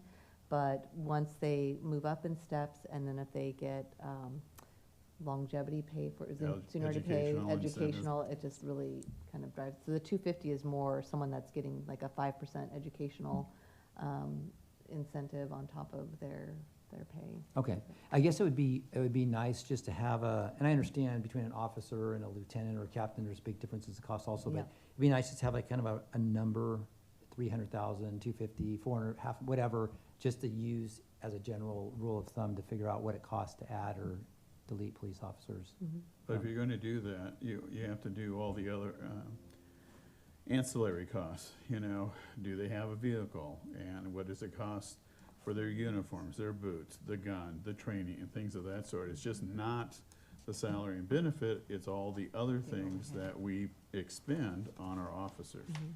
Space and so on and so forth. So you might want to, what is the cost and benefit portion, but then really what is the other part of that?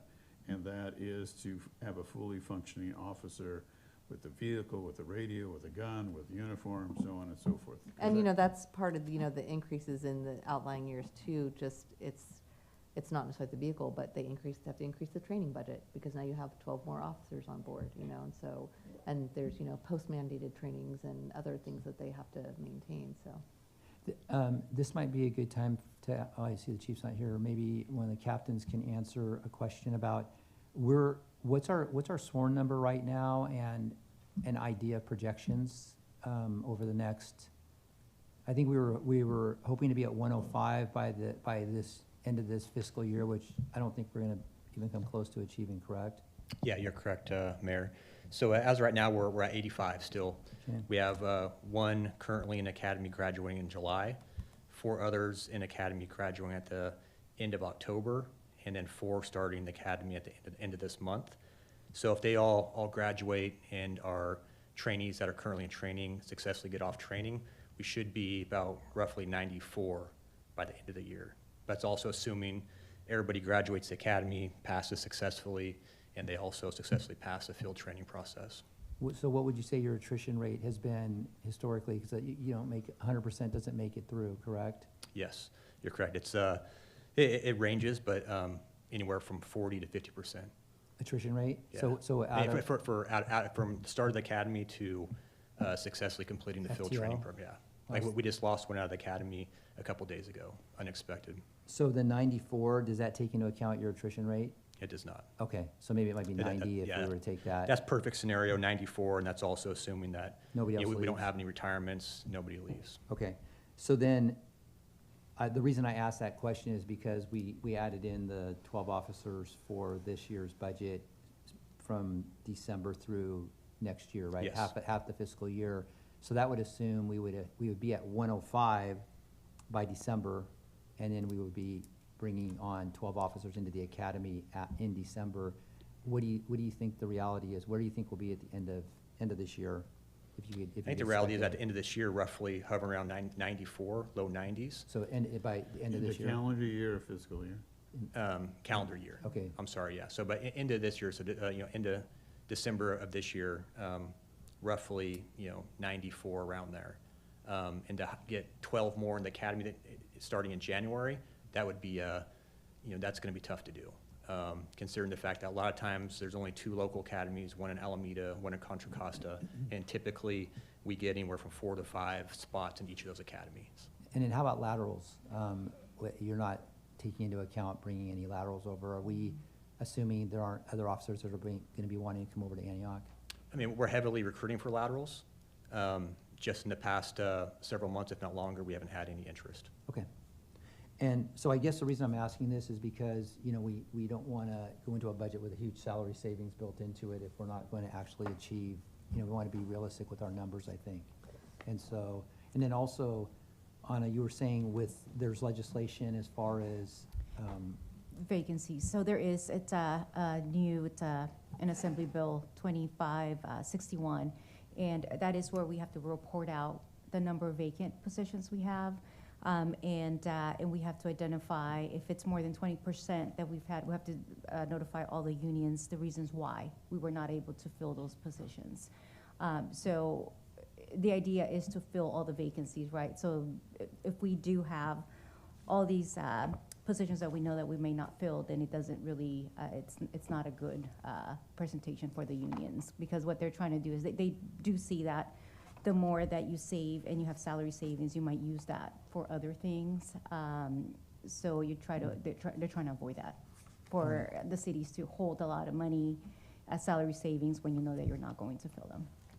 so I would like us to take that into account as we're looking at our Sure. numbers.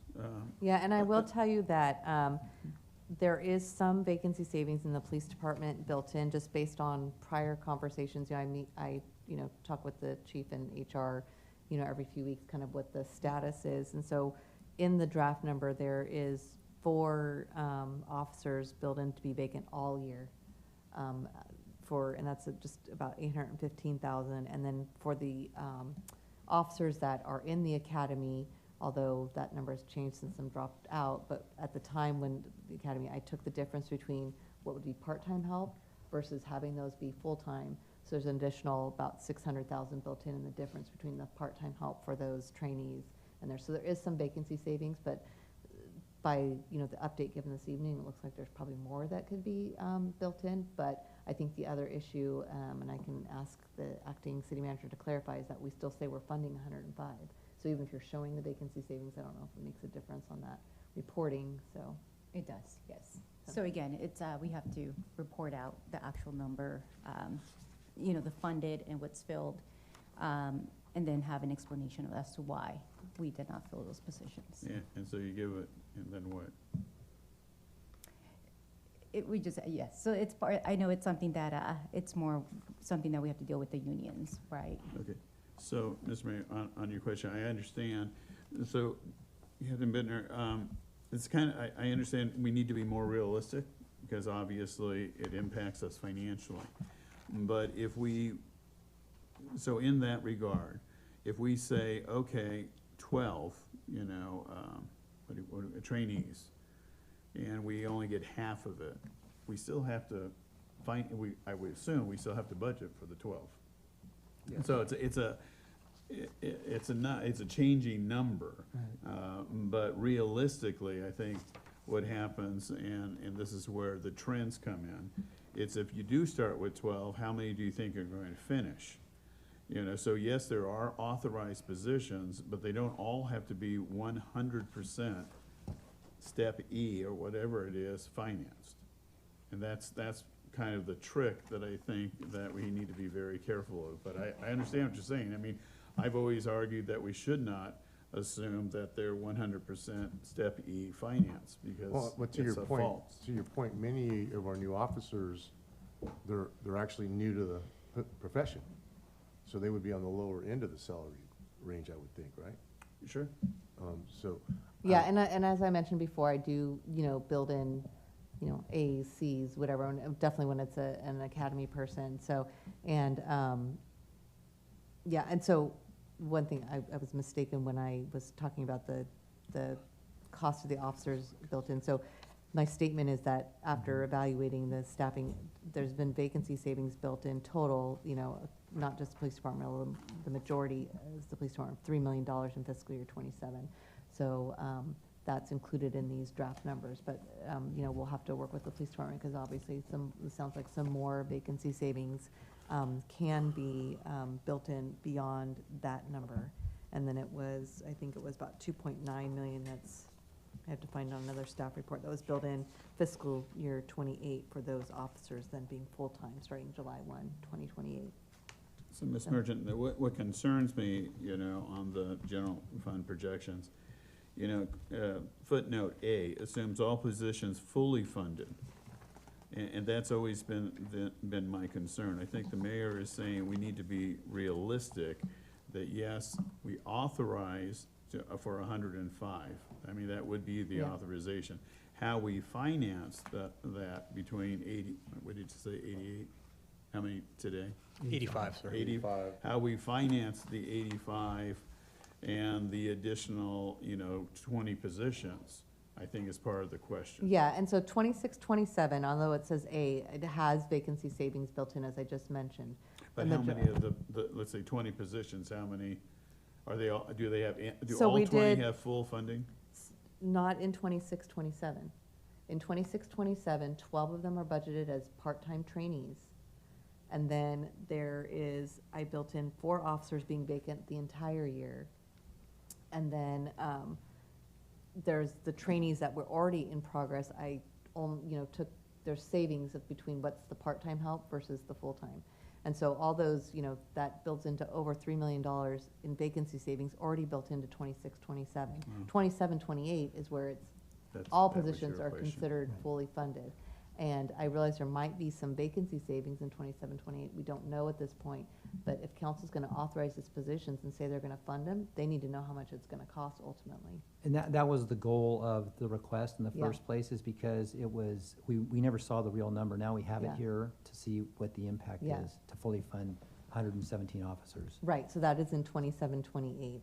So like I said, 26, 27 does have vacancy savings, which I believe, I will work with the chief captain and the acting city manager to kind of get dialed down to see if there's more, more vacancy savings that can be realized in 26, 27, based on the fact that some of those have, dropped out. And then if they realistically say, I don't think we can get 12 in the academy in, January, it might only be 6, we'll reduce that, cut that $600,000 number in half. So we'll strategize on that. So to me, the goal would be to make sure that we keep the 117 at, reference that as a goal, but make sure that we show how the calculation is determined on how we get to our funding number. Mhm. So say, for example, if you said we were gonna add the 12 officers and in January 1, right, at whatever that costs, Mhm. and you have a 4-person vacancy, that would mean up until January, you would budget for 105 minus 4 for the whole year, right? Mhm. Basically, is kind of what we're saying. Right. So I just think it'd be good to clarify how the numbers are determined, so then we can make sure that we're not having a lot of extra money built into the budget that we're never gonna actually spend. Right, and I think part of the difficult challenge with that, just ever since I've even been finance director, is, we've always had vacancy savings of some sort in whatever department, is that you don't want to say less, because if you get lucky and all of a sudden you're at 105, but your budget says you're only funding 100, you kind of have an uh-oh moment there, and you're coming back and saying we've reached that. So it's getting that balance and how we sensitively word it so that it makes sense to everybody, Yeah, again, I mean, our goal is 105 sworn officers. I mean, Yeah. that is our goal. Yes. And I do think we have to have full disclosure, not so much narrative that it gets very confusing. Right. But, but I think that the word you use is right, it's balance. What is the balance? The other part of this, and one of the reasons why I advocate for a grant writer, is I read in the newspapers and other publications, there are federal funds for hiring officers. I don't know, I don't know if we ever apply for But those. to speak to Yeah. that, we did, that's why I asked the question some time ago. We applied for a federal grant, I believe, but then the cost was gonna be, we would incur more of a cost. The to amount of the accept- grant versus the match was very, it cost us, I think it was like 25% was a grant, 75% was the city part, and it was like spread over 3 years, and you have to maintain, and then it's officers beyond what we're funding, and so it's like, we're not even gonna get to what we're funding, so that's the, Yeah, 'cause I do recall that there was, I remember reading an announcement that congratulations had received, I don't know if it was a COPS grant or what it was yes, called. it was a COPS grant. Was it COPS? Mhm. I do remember that correctly then. Yeah, it was a COPS grant, and it was, I think it was 5 officers, it was like 2.2 or somewhere was the dollar amount. And so then I asked the chief about, hey, tell me about whatever happened with that. And that's what he stated, was that the cost. Because you can't use it to supplement your existing, it's to hire brand new on top of, and it was like, well, we're not even at that on top of, we don't know when we're gonna get that on top of, And then the match required, the effort on the grant and the tracking and the reporting it was just, not feasible. All right. And Mr. Mayor, can I correct something real quick, what I Yeah, said about please. lateral interest? So I know I mentioned that we haven't had a whole lot of lateral officer interest, and that is true when it comes to the officer level. I think the last lateral we brought on was about 2 months ago, but as far as officer lateral applicants, we haven't had any for quite some time. But we did just finish up a recruitment for a supervisor position, and we did get a lateral applicant there. We're in the process of recruiting for lieutenant positions, and we're expected to receive some lateral applicants in that position, so. All right, thank you. Thank you. If there's no other questions on the staff report, Director Wright is now here if you wanted to go back to the recreation fund, or if you want to continue with the general fund, Can we take a 5-minute break? Yeah, let's take a 5-minute break, and then we can go back to Director Wright. And Okay. since he's raring to go, I can tell. All right, thank you. All right. Well, we're going to take a 5-minute break till 5:45. Meeting is recessed at 5:41 PM.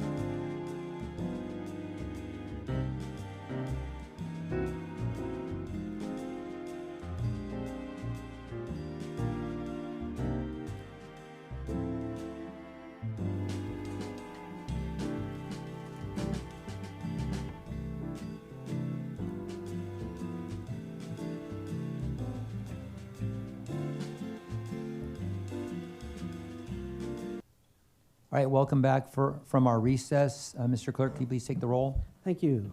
Recess is ended. Meeting is back in session at 5:49 PM. Councilmember Torres Walker is absent. Councilmember Wilson is absent.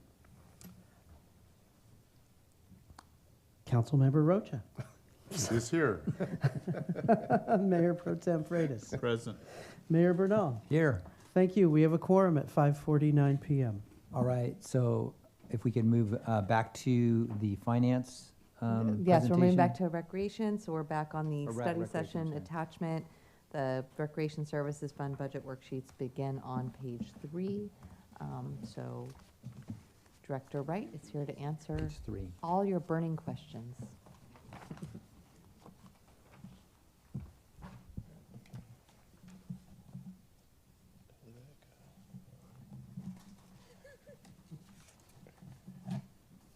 So I guess are we just going to ask any questions on the first page then?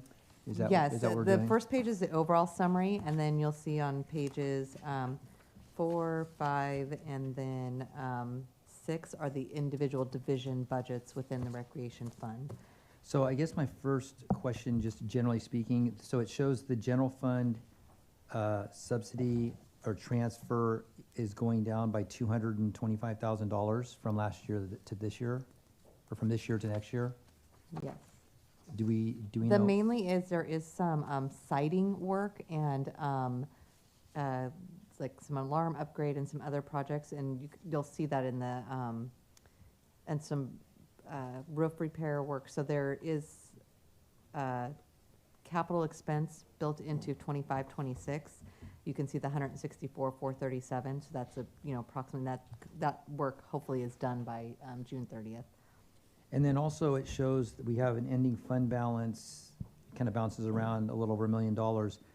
Is that the money that's designated for the turf field and these different fields? Is that money? So yes, the turf field part, unfortunately, it's not $1 million, but it is for sports field, turf field, city park, and memorial field maintenance. So there's fees that come in when people make donations to these, when they pay their fees to these specific maintenance, so that we have to hold that money until we do work. So can you let us know how much is in each of those? Because I know, like, maybe Yes. the money in the turf field could be used as a down payment for whatever we're, getting a grant or something like that, matching funds. So I know we're trying to round up some money to redo those fields. Will do. All right. One question. In reading that, it says sports field, turf field, city park, and memorial field maintenance. Is memorial field the item we were talking about with the school district? So I can one of look the into issues that. we were talking about in the budget was that we have a agreement with this Antioch Unified School District for 2 parks that we're not using, and we've been paying $150,000 annually the last 2 years, I thought, but it's been longer than that because we're not utilizing, I think it's Lone Tree, I thought it was, and it was Memorial Field. So when I read this line item, fund balance, and it references sports field, turf field, city park, and Memorial Field maintenance, is Memorial Field maintenance the field that we're talking about? I have to look into this fund, because Memorial Field is not being taken care of, and I believe that the agreement, again, I believe the school district was gonna take care of it, and we had access to use it, but I went out to that field, and all the lights and all the copper, and the field is in bad shape. I mean, it's gophers, it's holes, it's all So types I of just stuff. think looking at your last comment about the fund balance, when they clarify the cost for the turf field or whatever, that Memorial Field maintenance should come off of there, because it's not happening. And that might have been, carried forward for like years in the Years. balance. I mean, I couldn't tell you exactly, but if we, Director Wright and myself can look at that, and if that is for, indeed, if it was targeted at some point for Memorial Field, we can definitely shift that balance into the turf field side, because that needs it, And so, Ms. Marchand, so we do have the ending fund balance in June with the footnote of approximately for 25-26, 1.1 million.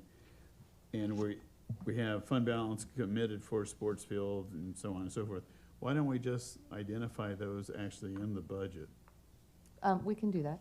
I mean, Yeah. it would make it simpler, just, you know, so that the council knows, okay, how much the sports field costs, the turf field, city park, and then know what our true balance, if there is anything, what our true ending fund balance would be.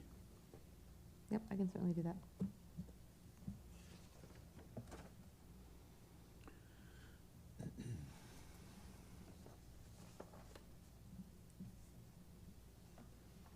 If there are any questions on this page so then on the next page is the Nick Rodriguez Community Center, also known as NRCC budget, if there's questions there. I just had a question. So the personnel cost is going from 682 to 781 from this year to next year, and it says increase in part-time help. Are we expecting an extra $100,000 in part-time help next year? So it's a combination of two things. Getting a 3/4 time person, because I really want to ramp up the programming that we do for youth on this side of town. So we have a part-timer that, you know, if we had this extra funds, we can go to from 1,000 hours to 1,500 hours. That will build our capacity. The other part of that is that the part-time rate every year has gone up. So it's also room for that $16.90 to go up to $17, $18 as well. So you're going to see that number for part-time help. It's going to go up with the anticipation that part-time wages are going to go up. And we're also competing against like McDonald's and fast food chains who are paying $20 and trying to retain current staff at a wage. Okay. So you're going to see that across the board, not only Nick Rodriguez, but you're going to see that at the community center. You're going to see that in sports. That number has gone up just in anticipation. What is the minimum wage in the state of California? It's $15.50. Oh, really? I believe it's $16.90. Did it go up now? Yeah. Okay, I just curious what it was. Thank you.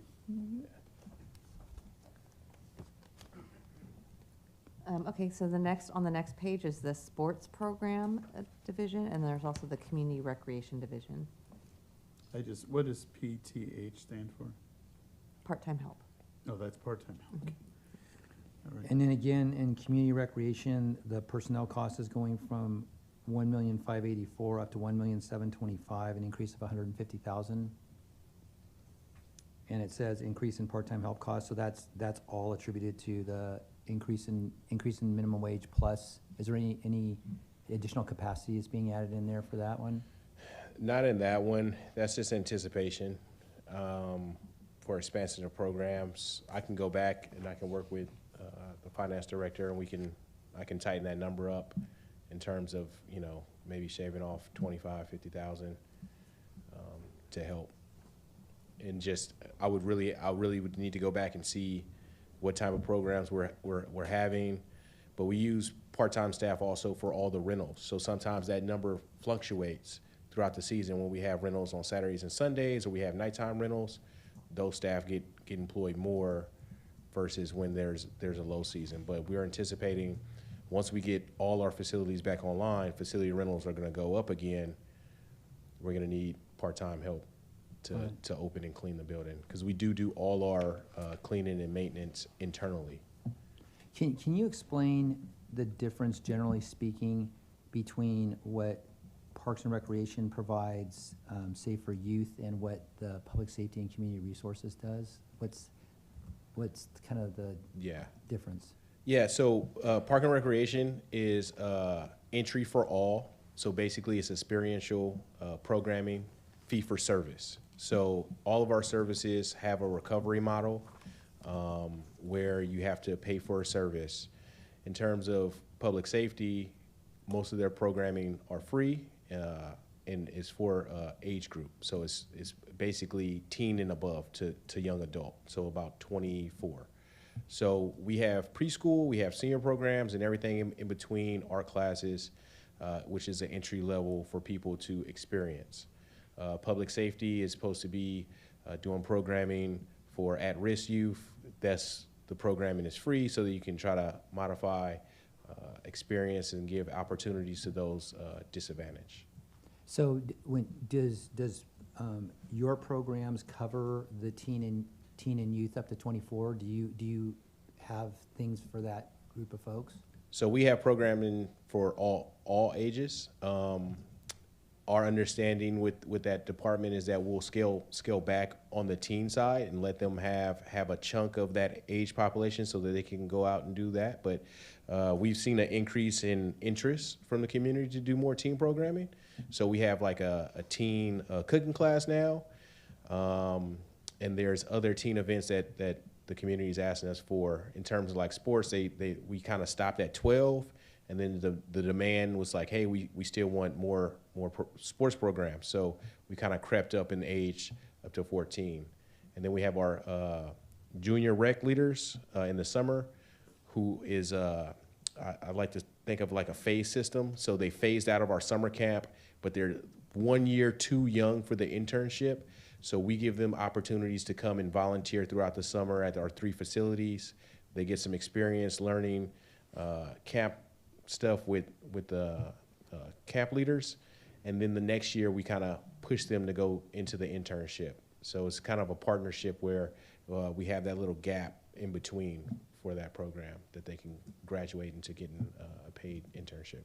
Okay, because the reason I'm asking is, we have a program for disadvantaged youth in this teenage to young adult group, and then we have, seems like a little bit of a gap in our own program, but then we always hear there's nothing to do in our community. So are we missing something from Parks and Recreation standpoint that could be not free but paid for in that 14 to 24 age group? Yeah, all I need is just, if that's the wishes of the council to permit that would be a subsidy that we will offer to teens, and I can go out there and offer programming to teens. We have the capacity in terms of programming. Like I said, we have teens that have aged out of some of our other stuff, but we can rev up and do more stuff for sure. I mean, we just had a conversation today about having esports group and to have different little 3-on-3 tournaments and stuff that we can do. But it's a capacity issue, right? And then our model of service has been fee for service. So if the council would like and say, hey, we want recreation to do teen stuff as well, we can populate that and we can start doing stuff. That would be for a fee though, right? But if the council wants to say, hey, we want you to allocate funds from, the budget to just go and do it, fully subsidize it, then I would need to go back and figure out what that looks like and bring it to you, and you guys say, hey, go for it. How about as a fee-based, similar to what happens up till 12 or 14, just continue it on through all the age groups? Yeah, no, we can. And I would just say that there would still, Director Wright would have to cost that out because it's not 100% fee coverage, Right. as we know, for Understood. recreation. So whatever it is, if it ends up being that the city's paying 30%, 60%, whatever that number is, it's Right. going to come out of the general fund. So that's all. I guess what I was thinking, and again, I don't know historically how, I know I, as a youth, participated in the rec department. And back when I was a kid, it was JFL football, there were a variety of youth sports that the recreation department provided. And I think it was just kind of a given when you get into a secondary education, there were sports provided at the schools in junior high and high Teen school, kinda, right? But having been a principal for a long time, it is unfortunate that, like, when you say basketball, not everybody, there's a lot of kids who don't make it on the basketball team. I mean, Right. a varsity team carries probably 12, right? And the high school has 1,500 kids. Yeah, so a 3-on-3 type of league, I think would be extremely interested, and I think people would be willing to pay that fee. I know my kids, when they were little, they used to play flag football for the rec department, and that was and I'm sure, again, that's youth. Yeah. Flag football's taken off at the high school level now. Now there's teams competing at the high school level. Flag football is really popular. So I guess I'm not suggesting that we do this, but I do think that we're at the time when we look at youth and you hear the comment, there's nothing to do in Antioch sometimes. I think the schools can only do so much. And if there are particular programs that we can maybe look into, And I would think that, I don't think it has to be subsidized or free. I just think that if there are some families whose children want to participate in something and maybe they just don't have the skill set to be able to compete at the high school level or make the teams that you compete for, that possibly there could be a place for kids to still participate in an athletic sport that they enjoy. Just something to think about as moving forward. Ms. Merton, I have a question. I got to be involved in the community engagement grants this past year with 50,000 funding. Is that a part of the recreation budget? Is it the city manager's budget? Where is that accounted for? It is in the general fund, non-departmental budget. In the past, those grants have been, I believe, recreation has kind of worked on that, if I'm correct, in terms of getting the requests from the community and the evaluation and awarding of those grants. But it is in the general fund. It's just that we've had some discussion about if we're continuing this or not. Those were pulled out of the Pardon? budget. Those were paused in the budget. Right. Yeah. And so, because Mr. Wright actually pretty much handles the whole administration of it, I mean, that $50,000 was actually taken out. So if you want to do some subsidy to expanded programs, I would suggest maybe some of the money might be theoretically coming from that source, but it But then is you the general add it fund. back into the budget as an expense. No, I'm not saying So- 50-50, but I mean, maybe, A portion. A Right, portion of it. but that's still, Oh, I understand. So, I mean, again, I'm open to do whatever the council desires. I mean, if we want to do an experiment of taking 10,000 and saying, hey, we want to see if we can expand team programming, and one of the things that, we have the youth fund, we have a scholarship for seniors as well, for adults. If we had just like a teen pool of, like, say, $10,000, and if teens can't cover it all, that they can still come participate, and we just draw down out of that 10,000, we can run whatever program we want. That's just an idea. Yeah, the other thing, with growing up in the city of Antioch, a lot of our Little League team, Babe Ruth teams are all sponsored by businesses. And they basically paid whatever the uniforms, the cost, the playing fields, umpires, coaches, and things of that sort. If you introduced a 3-on-3, the cost would not be that great to maybe engage the community in sponsoring one or two teams and try to raise some of the funding that way. So I think there are activities, but for this discussion, because I would suggest that we put $10,000 in there with regards to, what you want to call it, teen Recreational activities. Sure. And let Mr. Wright and Ms. Merchant discuss it and, come back with a proposal. I think it's a great idea, because one of the things, having been a coach and an athlete back in the day, and having been principal, when we talk about at-risk youth doing mental health, social emotional support type programs, one of the things that often gets overlooked is the value that high school, secondary school athletics provides to students, because they have an experience where they are partnering up with classmates who come from different socioeconomic situations. They come together and develop team chemistry. They have a coach that they get to work as kind of as a mentor, if you will. And then they have an end of the season kind of where it comes to an end, and all of the lessons that come along with that are those kind of things that you can't find anywhere else when you're young. Many of my closest friends, we developed those relationships back when we were youth, playing on teams together, and those relationships last a long time. And it doesn't really, so to me, I just always think that athletics, recreation sometimes gets overlooked when we talk about social emotional support, we talk about at-risk youth finding connections with others. Sometimes that connection can be through an activity. And so I would like to, take your suggestion and see what Mr.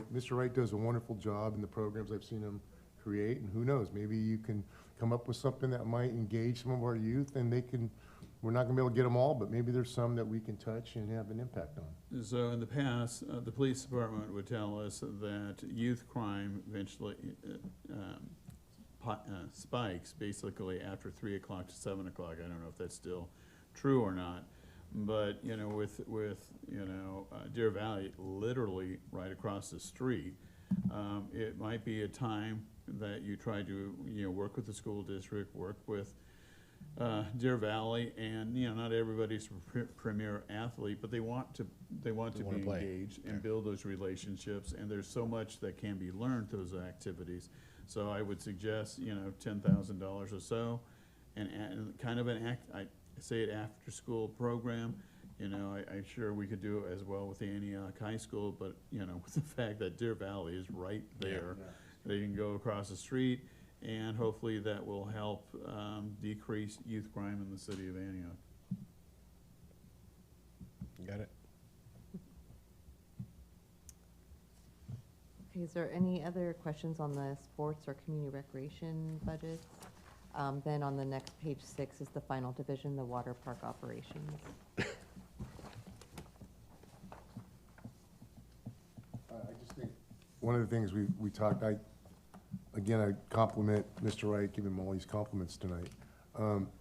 I had the opportunity to take a tour of the water park and see all of the work projects that are being near completion.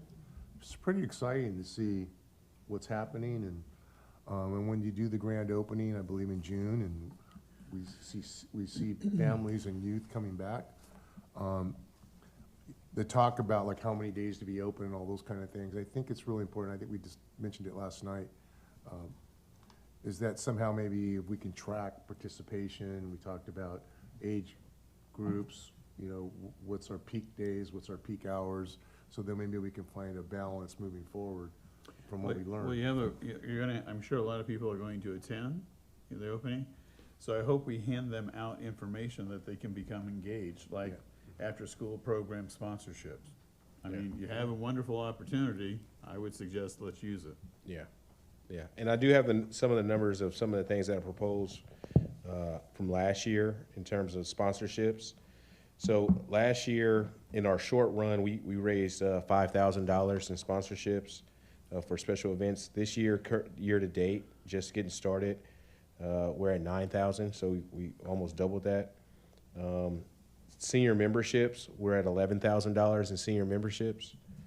The park picnic program, we're at $9,800.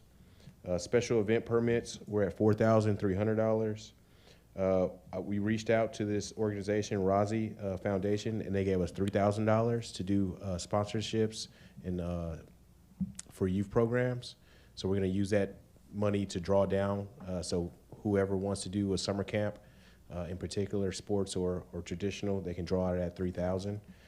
So that's a total of $37,520 in the short time that we had. And I still haven't had an opportunity to go do sponsorships for the water park because we're down a supervisor. And we got all these projects, but that's still on our list. And I'm gonna go to Rotary next month and go talk about sponsorships for life jackets. So we're working on it. Just need a little bit more time, and capacity is definitely a thing. So close to $40,000 in new initiatives. I know that question came up last night. So And I know there's been, talking about sponsorships, I think it was Mayor Pro Tem mentioned it, is like the slide that needs to be reconstructed is maybe getting somebody to kick $500,000 in, and we can name it the whatever slide, right? Yeah. So, getting something like that to rename a feature in the park that would,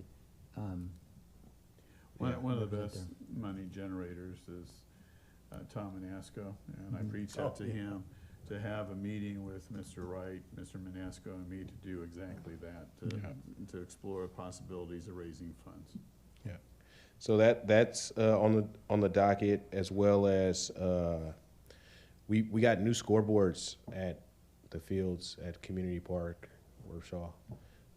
So there's plenty of space up there to put sponsorships up there. So that is also something that we're going to look into aggressively getting into once we kind of get through this period in time.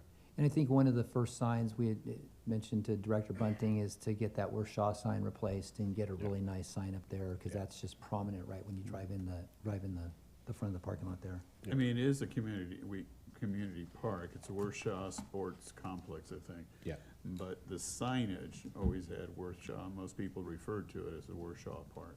Yeah. And one thing I was gonna ask about sponsorships, I know that at the high school, with baseball, softball, football, different sports, we would have sponsors from the community that they would get like the banners to put on the outfield fence. Could be farmers, could be whoever. And the coaches would go out and they would find sponsors who, they'd purchase a banner, put it up on the outfield, and it'd be up for the entire season. And those funds would come to help support the athletic program. I don't know if we do anything like that with our fields out at the Worth Park we just talked about, but possibly you might find that businesses are willing to put their logo out there and support programs in the rec department by giving them advertisement space. I don't know if we've done that before, but maybe something. No, that's on the list. That's on the list for sure. And, you know, one of the things, you know, working with Public Works and Scott's team, we've been able to really focus in on the user experience. So the field conditions are so much better. I mean, we were about to lose adult softball to all the other cities. Last year, once we got the scoreboards up there and we redid the fields and fixed the mound, we got back to 18 teams. This year we're at 24 teams. So Nice. it's growing, but it's taking some time. So the teams are recognizing the efforts that the city is putting in, and the user experience is better. So now there'll be people for the sponsorship. So now we can go and say, hey, we went from a league that was, you know, about to pass out. It's revived now. Come spend $500 for a banner. We'll put it on the fence, or we put it up by the scoreboard.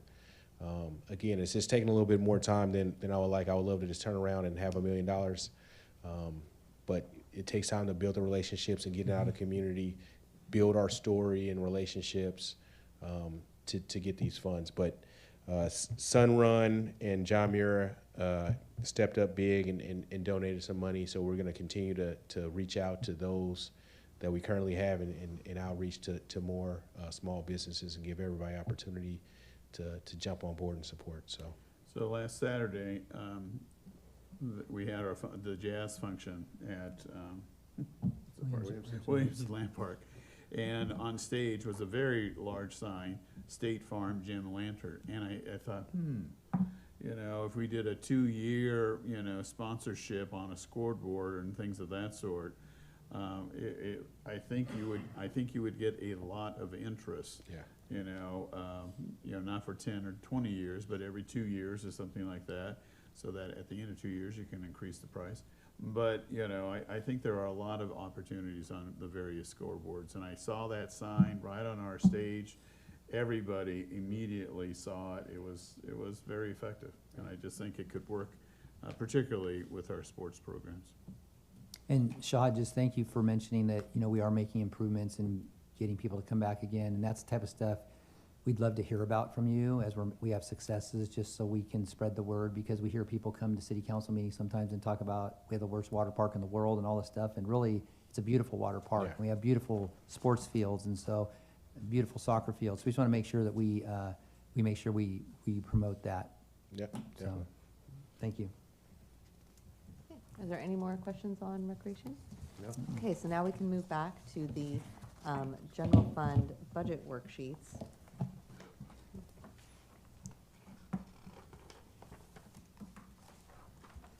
So the first on page 3 is the legislative and administrative summary. This is in total for city council, city attorney, city manager, city clerk, city treasurer, and human resources. So then we can just move into the individual divisions that make that up. On page 4 is the city council budget.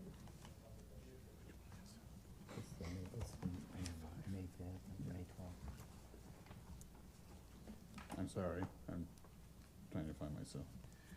Okay, so what are we at? On page 4, the city council's budget. So, on page 4, oh, no, I'm sorry. never mind. Is there any questions on that? No. Okay. Next starts the city attorney's budget. There's the organization chart there for the city attorney on page 5, and then the budget for the city attorney is on page 6. So the city attorney is going up by one attorney, but their budgeted cost, it goes down by 250,000 between this year and last year under the contracts. I guess that's because we have more people and less contracts going out. Yes, it's on the, we no longer have a contract city attorney, and the assumption that some of the cases are being finalized. And, I believe the city attorney will be looking at the 26, 27 number, because that was actually put together from the prior interim city attorney prior to his departure, because this, budget was put together before the current city attorney was hired. I've asked that she evaluate that to see if that seems like a reasonable number Okay. based on the current cases and whatever legal services are currently under contract. And this is all general fund costs, correct? That we're Yes. looking at here? Yes. Okay. Okay, so the next is the city manager budget, starting on page 7. So page 8 is the, I do have a question on 7. yes, Okay, so under this, looking at the various, these are all approved positions, correct? yes. And so, just as a suggestion to the council, I mean, you know where I'm at on, going forward with a grant writer and putting purchasing officer and administrative person in there, that, under the city manager. So I would like to, suggest as a holder at the present time, we have administrative analysts there, but I would suggest, and the grant writer, I would suggest the purchasing officer be a consideration for the future. I mean, just to explore it, find out how that would work, and just the city council will need to come back to it and make a decision on that. Okay. Are you looking for salary information, or what they will be doing, or what specific? Yeah, I mean, just, in general? for those jurisdictions, and not only cities, but in special districts as well, they have purchasing officers. Okay, Historically, we had a purchasing officer, and it changed, but I think just for more information, how it would work, okay, so salary and classification. yes. And just for informational purpose for the council, there is a buyer position that's in our class specifications. That's very old. I don't even know if those are current to what would be needed. It's weird that it's called a buyer to me versus a purchasing officer or whatever, so that definitely might be Whatever explored. the proper. Yes, I'm just letting you know that Yeah. we do actually have So the- a position called a buyer, and the cost of that in fiscal year '27 would be approximately $166,000 for the buyer. But that's, that cost could change if, if a purchasing officer is a more expanded duties and should have a higher salary, for example. But that'll be part of what's brought back. All right, I have a question under business expense. So it went from, in 2024, from 72,000 to 112 in '25 to now 250,000 in '26. Mhm. What is the business expense? Do we know what that's for? Yes, so part of the large increase in '25-26 is APOC. The APOC training budget's in here for $75,000. And then with the addition of the public information officer, there is $60,000 budgeted for public information, which is the newsletters and anything else the PIO is putting out. That did not exist back in '24? Is this, Correct. are those two new things? So Yeah. that's 130,000? Mhm. Okay. We have $75,000 for APOC for training. Yes. So was this to send, the various people to, what was it, Minneapolis? It's for whatever type of training they complete. And Do we know what that is? I don't know if Captain Bittner can. If you don't give me know, more. that's fine. Has it been spent? It hasn't been, That was- There that's has kinda, been approximately a little over $30,000 spent year-to-date, I believe. Out of the APOC? Mhm. for Yeah. training. Yes, and conferences and, yep. And Mr. Freitas, the only training I'm aware of is one you mentioned, the out-of-state training. Okay. There's been some internal training that's been conducted by our staff, but as far as training that has a cost to it, that's the only one I'm aware of. And on that particular, on this subject, it has always been, practice that you don't send a majority of council, you don't send a majority of boards and commissioners to, training and things of that sort because it constitutes a majority of that decision-making body. Can we please revisit our travel policies? What are the travel policies? Because I think in this one particularly with APOC, I think there were like five or so commissioners that went.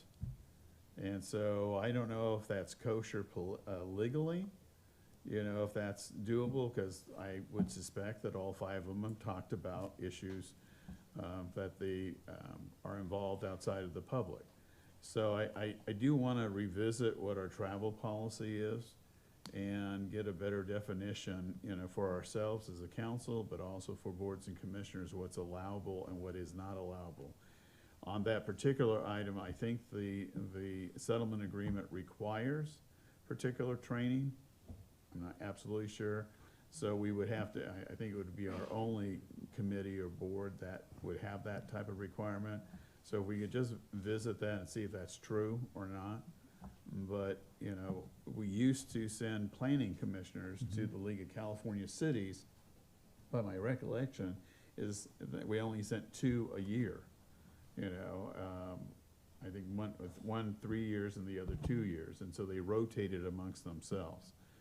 So it just seemed to me to be excessive to send so many of them, and I think this is one of those areas that we can tighten the belt and reduce some of the costs. So, and that would be true for the city council as well as for boards and commissions. Yes, I'll take a look at the settlement agreement to see what it requires for training Okay, and if you could send us the travel policy. policy, yes. And then, Dawn, the other, so that was 135,000. How about the other $130,000? What So sort of there's things? 30,500 budgeted for business expenses, which would be conferences, dues, trainings for the city manager's office. And then there's 50,000 in discretionary special project funds if there's something the city manager wants to fund or initiate. Could you provide us, for this fiscal year and last fiscal year, specifically how that money was spent in this category?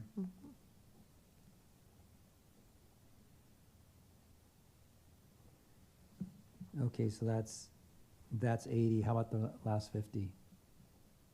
That should total. So just clarifying, what you want to know what it was spent, the discretionary fund, the special, or the business expense? or Everything all that of comes those? under business expense for Okay. fiscal year, 25, fiscal year 26. What specifically, Was in that line item. what happened? Who went, how much did it cost? Yes, I'll get that. And then regarding the legislative advocacy, so that's about 12,000 a month, it looks like we spend on our consultant that does the Townsend. Yes, Okay. I saw that, one of the invoices, that's what he. So that's 12,000, okay. And we were talking about how a grant writer could offset some of that, Exactly. some of that cost, so we wouldn't need necessarily maybe 12,000 a month, maybe something less. We'd You have get- to read, part of the Townsend's contract is to do grant writing. If we in fact hired a grant writer, Townsend's contract should be reduced. Yes. Yeah, and I know And- Townsend has those DC and Sacramento relationships that probably a grant writer wouldn't have, but I think balancing the two of those. Yeah, and there is 6 months of vacancy savings built in for the grant writer in fiscal year 26, 27, just because job specifications need to be written, go to the union and all that, so just FYI. Okay. Okay, any other questions on the city manager budget? Okay, next is the city clerk's office. On page 10 is the budget detail, and then there's detail of the contracts on page 11. So the records management, $150,000, that's been there for a minute, right? Does that kind of keep getting carried over since that project hasn't That really been was in started? last year's budget and got carried forward into the current year. Okay, so we want to let the new city clerk administration see what they want to do with that, I guess, moving forward. Yes, I'm going to verify to see if they're going to use it this All right. fiscal year. On this subject, we hired the consultant to look at all of our records and documents and things of that sort. What is the status of that? I will have to find out to see what the status is. Because part of that yes. discussion is that, I guess in the vault that the city clerk has are all the old historical. And so there was supposed to be a meeting with the city manager, the consultant, me, and the Antioch Historical Society. So that was to do a tour, number one, but number two, the right of, if it's acceptable to the city, right of a memorandum of understanding between the city of Antioch and the Antioch Historical Society with regards to storage, but also access for archives and things of that sort. So the president keeps calling, asking when that's going to happen. If you could help me, Yes. to If get you'd the like to answer, connect so me I with them, I'll know reach out. exactly what Yes. is happening. All right, I think we're good with that one. Okay, the next budget is the city treasurer's budget on page 12. So the investment service bank charges are going up, what, 50 grand or so? It seems like a lot. Is there a reason for that? Part of these are the city's, credit card processing fees. And then, that's a majority of the increases for that. And then also our investment services advisory fee is, a percentage point based on the amount that's invested. So if our investment balances grow, the monthly fee goes up, although a lot of this is the credit card fees. So is that a general fund funded item? It is general fund funded, however, this division gets, you'll see the billings to departments, so it ends up zeroing out. So part of the charges circle back to the general fund, but then it gets allocated to water, sewer, any of the other city funds. As they That makes proportionally use those charges? So say like the water fund is 75% of it for paying Well, water. It's based on their cash balance at the end of the month, the cash position, they get a percentage. So, whatever, if the city's cash balance is $100 city, overall, if the recreation fund, for example, is 10% of that, they're gonna get 10% of the expense for the month. Regardless of how many credit cards they Yeah. ran? Okay.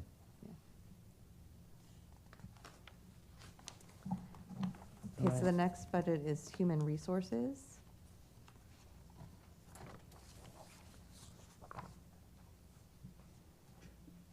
The question I have is, with regards to contract, the recruitment and onboarding software. What is that? Yes, so it's NeoGov is the system that Oh, we it's use to NeoGov, recruit, okay. yes. And what we've done is we've added the performance evaluation platform, which is part of NeoGov as well. So we now have most of our things done through NeoGov. So our performance evaluations are personnel action forms. We run it through e-forms. So we're utilizing NeoGov a lot more to. Okay, and, we use consultants, with regards to recruitments. Is that in your budget here? Yes, So- for the executive level. Okay, so which one is it? Is it It's- contracts?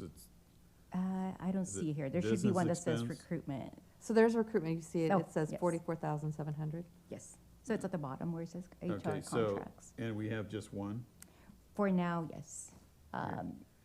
And for two other positions, they were actually funded out of city manager's account. So could you provide us, what are the active recruitments going on now in your department, as well as the city, in your other department, city manager's department, so we know who is actually doing the recruitment, and we might want to consider changes in the future? Okay, are you talking about the executive level, not the Or other- whenever you use outside recruiters, Yes, I can get that for you. whatever level that is.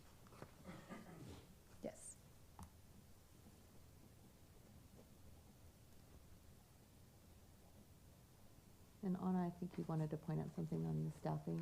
Yes, so for the staffing, right now I do have that vacant HR manager. I'm looking at other ways how I can handle some of those duties internally with the current staff I have, just again, to try to look and see how I can cut and look at the budget, how I can minimize some cost, at least for one fiscal year. So possibly looking at freezing at one level or another, a position. So if that's not in these numbers yet, it's something that will be evaluated and, you know, brought back if that's going to. And all the other departments are doing the same? Yeah, well, we'll be looking at Okay. yes, I'll be meeting with the departments and looking at that. And that'll be part of this list when we get That to we going over the staffing and getting some direction from council as well. All right. Okay, is there any other questions on the human resources budget? Next is the finance department budget.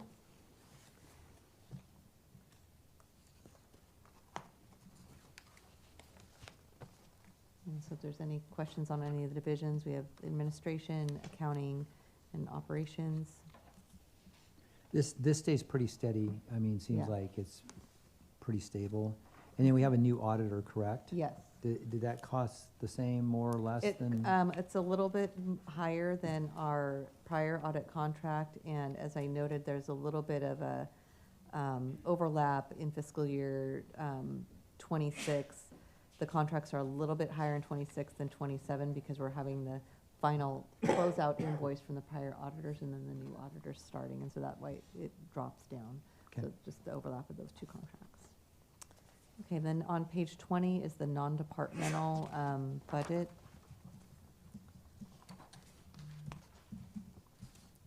And as notated, the fiscal year '27 transfers include the return of the EOC, restoration of public fountains, project money to the general fund, as we discussed. Then the council agreed to pause the community civic enhancement grants. So you can see that number dropping where it says the community grants. A big win for the city is that our insurance premiums dropped. You can see that dropped 10% due to just all the other claims kind of dropping off. So that was great for the city. And then the amount allocated, we see that the cost allocation plan greatly increased the amount being allocated out to departments. That really did help for fiscal year '27 in the deficit reduction. Dawn, do you know why the marina subsidy jumped up so much from, it went down to 222 in 24, 25, and then it jumped up to 700,000? Do you know why did any single action cause that to jump up by so much, like $500,000? Or go down by so much, because Yeah. it was 621 the year before, 586? I cannot recall off the top of my head. I'd have to look into that. Okay.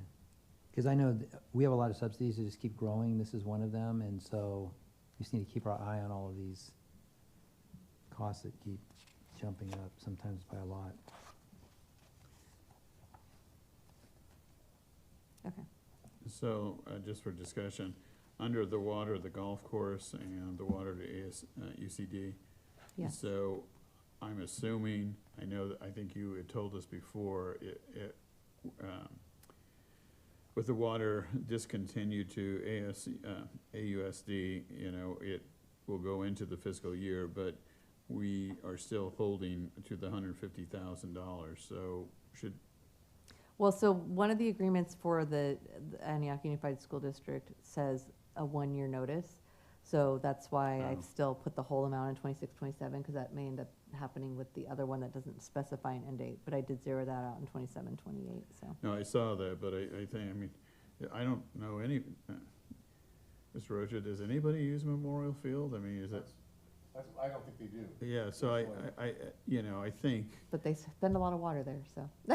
really, I mean, you can see last year, it was $137,000 in well, irrigation costs. and that's why I'm looking at, if you go to 23, it's 59, 71, 137, 150, it's like, nobody uses Like it. according to what I heard Shahad say earlier, is that there's just a bunch of gopher holes and it's unfit to use. I mean, I don't know, that's a school district question on how they're watering or what they're using it for, because we don't, Well, I think there's some urgency. I mean, we're talking about $150,000. I don't want this to drag I mean, on. the only thing I could think of in the school district that field would be used for would be, for physical education for Park Middle School students, because it's adjacent to their, On the golf. but I don't think they would golf use it because of the unsafe conditions. Yeah, so I know we've talked about this. I mean, have we reached out to them?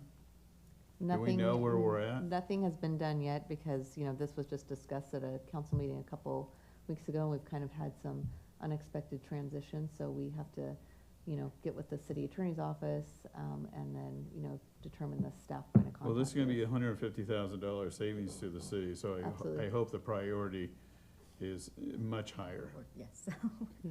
And ditto the golf course. Golfers, yeah. And then on the business expense, Dawn, so in 24-25 it was 595,000. It jumped way up from 176 to almost 600,000, and it drops back down again. Can you let us know what that was for? Why Yeah. that business expense item went up so much? Just curious what that was spent on.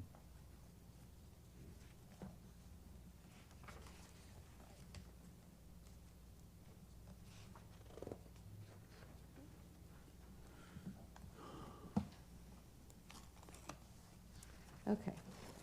The next is the Public Works General Fund Operations Budget.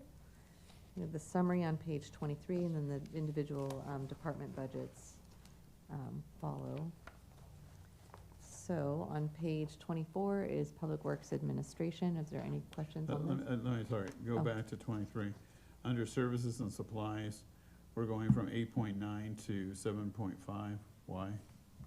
I think we'll have to look at the individual division budgets to be able to see the. Okay. I mean, it's substantially less, and so it's, 1.2, 1.3 million, down 17% reduction. I just want to know why. Okay, so in the Public Works Administration budget on page 24.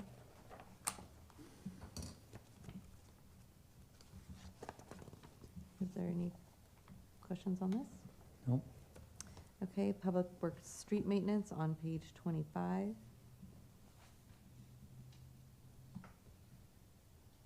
Any questions on this? Okay. On page 26 is the Signal and Streetlights Division. I do have a question on this. I know that Contra Costa County does the signalization maintenance, and that was my department. And it's $560,000. Does it make sense for us to do it? I mean, why, this is, I can tell you, this has been going on for 30 years, that I'm aware of, Are we at a point that maybe we want to bring that service in-house? We can look into it. Currently, the county's functioning well for us, and they do provide Oh, the I know, they're service. the only ones who do it. They are. I can look into the cost that it might take for us to staff up and become capable of doing that sort of work. We currently do not have staff that would be able to perform that work. So I'm curious, what do they do?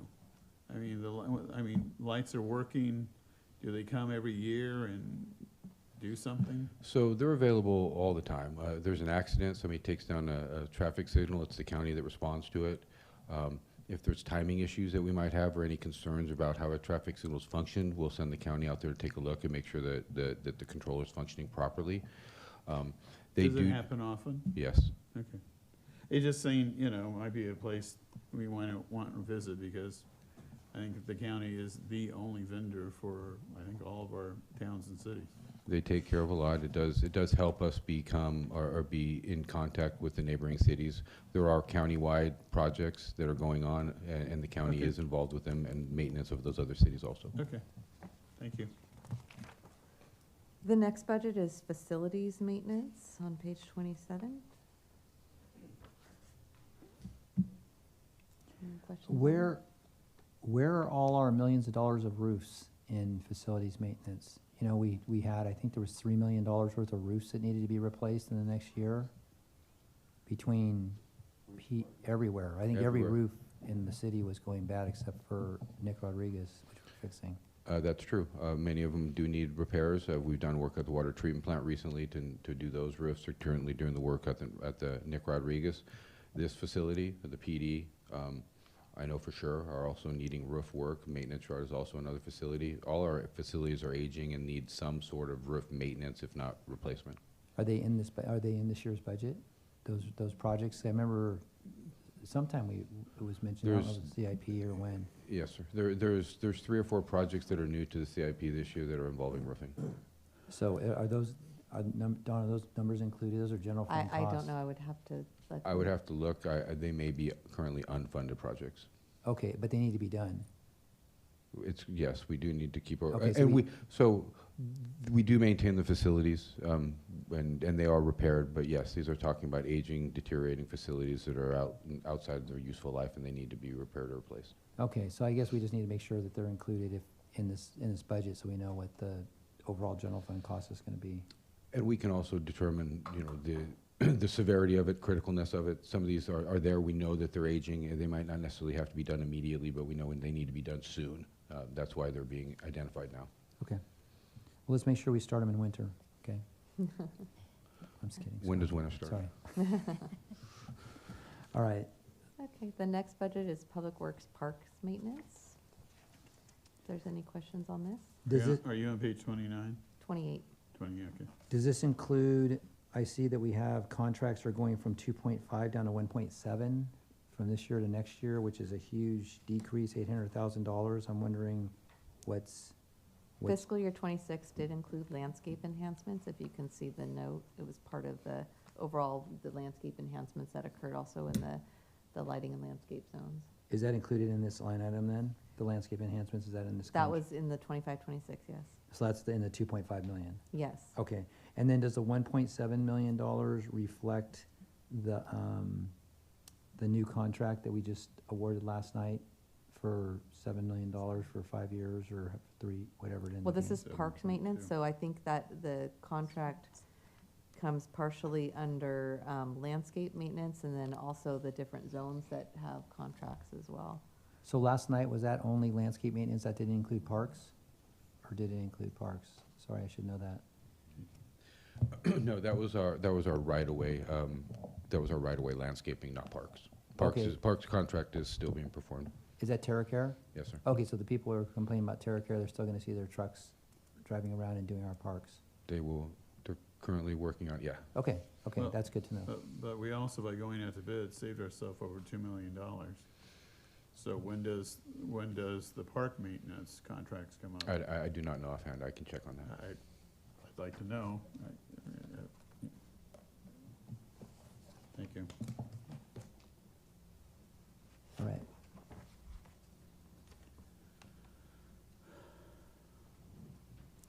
Okay, is there any questions then now on the median general landscape budget? So again, this shows contracts going from 530 to 460. Again, is our new landscape maintenance contract included in this, and it's broken into different parts? Is that the way this is divvied That's a question up? for Director Bunting. I do not know.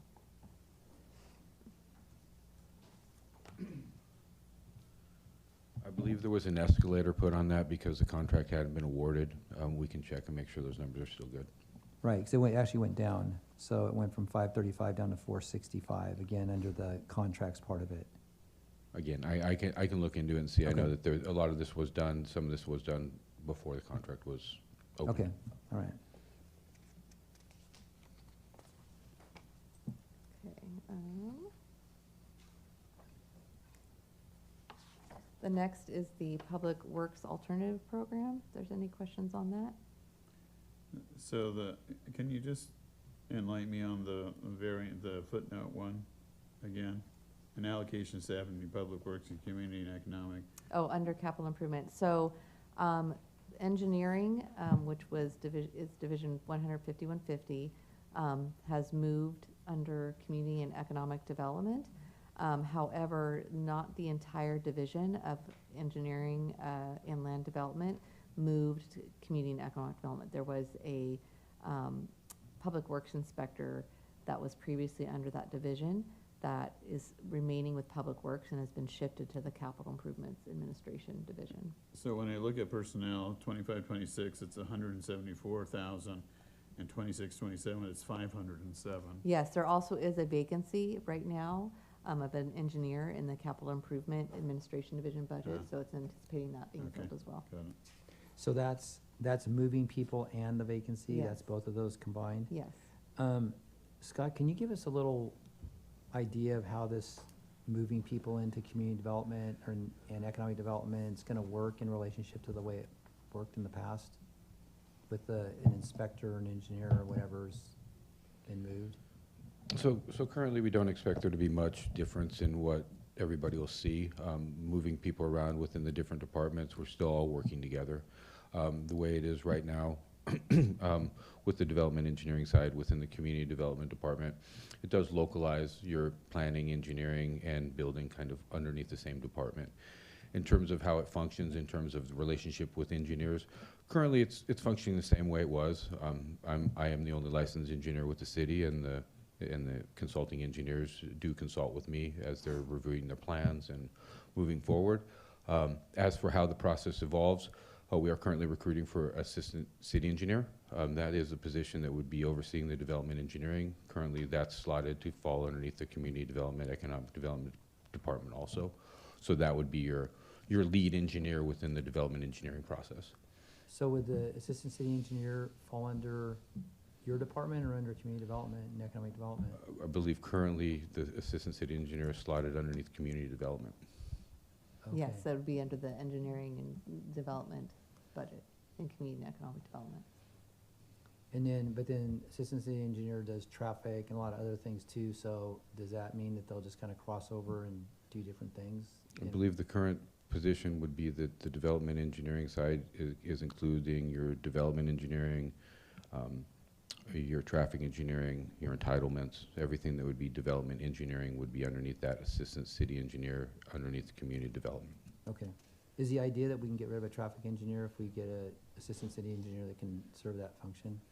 That's always been the hope. I think that having a senior engineer or an economic or an assistant city engineer with a traffic engineering either background or license would be very beneficial to the city.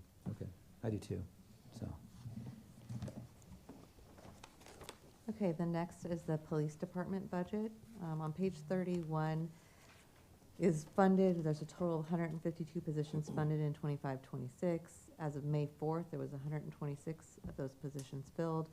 For 26-27, it reflects the increase of the 12 officers plus the addition of the policy director where you see the 165. And of course, as we move forward, we'll, clarify with language of, what money-wise is actually funded, in terms versus having the 117 officers. So taking the notes given earlier, so.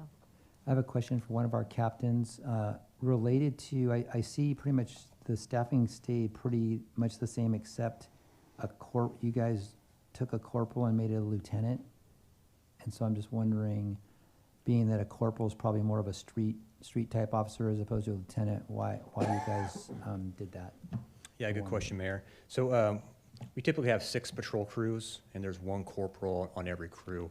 That 7th corporal was kind of a position that was for a property evidence supervisor, which was kind of managed by a corporal. A couple years back, we added a civilian property evidence supervisor position, and we also maintained that 7th corporal, which has been vacant for some time. So with all the changes in the department, we believe it made the most sense to convert that to a lieutenant position to help manage some of our other divisions, specifically dispatch, records, animal services, and so forth. So that's the plan for that position. Okay. But more of an administrative manager position.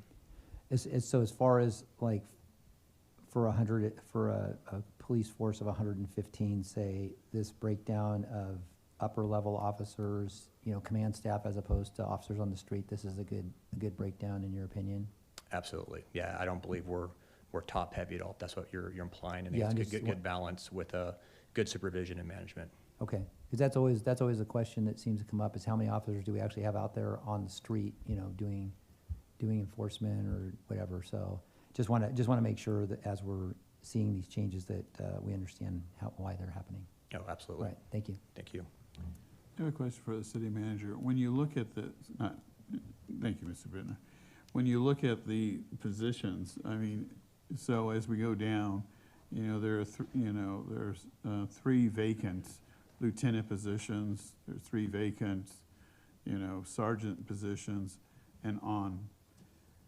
How do you prioritize between the police department and all other departments? I mean, because sometimes, the complaints we hear is, oh, everything's focused on the police department and other services in the cities are suffering, that it's not a balanced approach. Yes. No, so I do understand the importance of police officers for public safety. So I do have technicians assigned to different departments. So I do, and I understand the police department because of the recruitment process. It's a lot more complex than any other recruitment. Then I do assign 1.5 of my staff to kind of work with police departments. So, and to approach the, and to look at the priority, I work closely with the departments and I let them know, to let me, to tell me their priorities of which ones are more important to fill. So in this case, we started working with recruiting for the corporal sergeant first, and then they requested to post for the lieutenant. So I work really closely with them and, I listen to what their needs are. Okay, thank you. Okay, on 32 is the police department summary. There is division budgets that follow. The only thing I do want to point out, because it looks a little strange, is the 1% sales tax increasing 43%. It's only because until I got direction from council this evening, the entire sales tax amount was put in here. I didn't want to make the assumption the split was the same. So based on, the sales tax table that I provided earlier, the amount allocated to the police department in fiscal year 26-27 would be $14,079,558. So not much of a change from the current year. And with the next draft budget, will reflect the 70-15-15 split as in the current year. So I just wanted to point that one piece out really quickly. The sales tax public safety, Mm-hmm. what is that? That gets passed through Contra Costa County. It's an allocation formula done by the state, and then it comes through Contra Costa County that all jurisdictions get money passed through. And it's specifically for police services? Yes. Okay. And where in this summary of revenues is the CFD money that comes in? It's shown as a transfer in, because Okay. those are separate special revenue funds to collect the assessment. So is that all CFD money, $1 million a year that we get from the CFDs Yes. currently? And then there's a little bit of a portion, not much. There's a few $100,000 actually that comes in from the Supplemental Law Enforcement Services Fund grant. And then there is, that's about $350,000. And then there's some Edward Byrne Justice Memorial Grant funding. I believe that's about $40,000 in 26-27, and the remainder is the CFDs. So about $1.5 million comes from the CFDs Yeah. then? Okay, that's good. Okay. Okay, so the police administration budget is on page 33, if there's any questions on that. And the contracts detail for that is listed on page 34. So on number 34, the outside investigations, consultants and software, 351,000. What is it? I'm sorry, Mr. Freitas, which line item? It's on page 34, outside investigation, consultants and software, 351,000. Yeah, that's mostly for all our outside investigations. A lot of our internal investigations are outsourced Oh, to consultants or investigative firms. okay. That's what that's for. And also the software is the management of those investigations, which would be a system called IA Pro, which tracks all that. Okay. And I'm just curious, evidence and abandoned vehicle towing, 155,000. That Yes. seems like a lot of cars, Well, I believe a big chunk of that is also the RVs. the RVs. Yeah, so if I'm not mistaken, there was a period in Abandoned time where RVs? there were a tremendous amount of RVs on the streets, and a lot of the tow companies don't like. Okay, I just. Yeah, looked yeah, at I'm that- sorry, yeah, I not- looked at that number and I thought, my God, how many cars are we towing? Yeah, I mean, and we have 4 employees that are towing vehicles all throughout the day, and it's nonstop work. There's a lot of abandoned vehicles in town and RVs. So we have an impound yard? We don't- we Where can't- do they take them? We contract with a number of different towing companies who have Okay.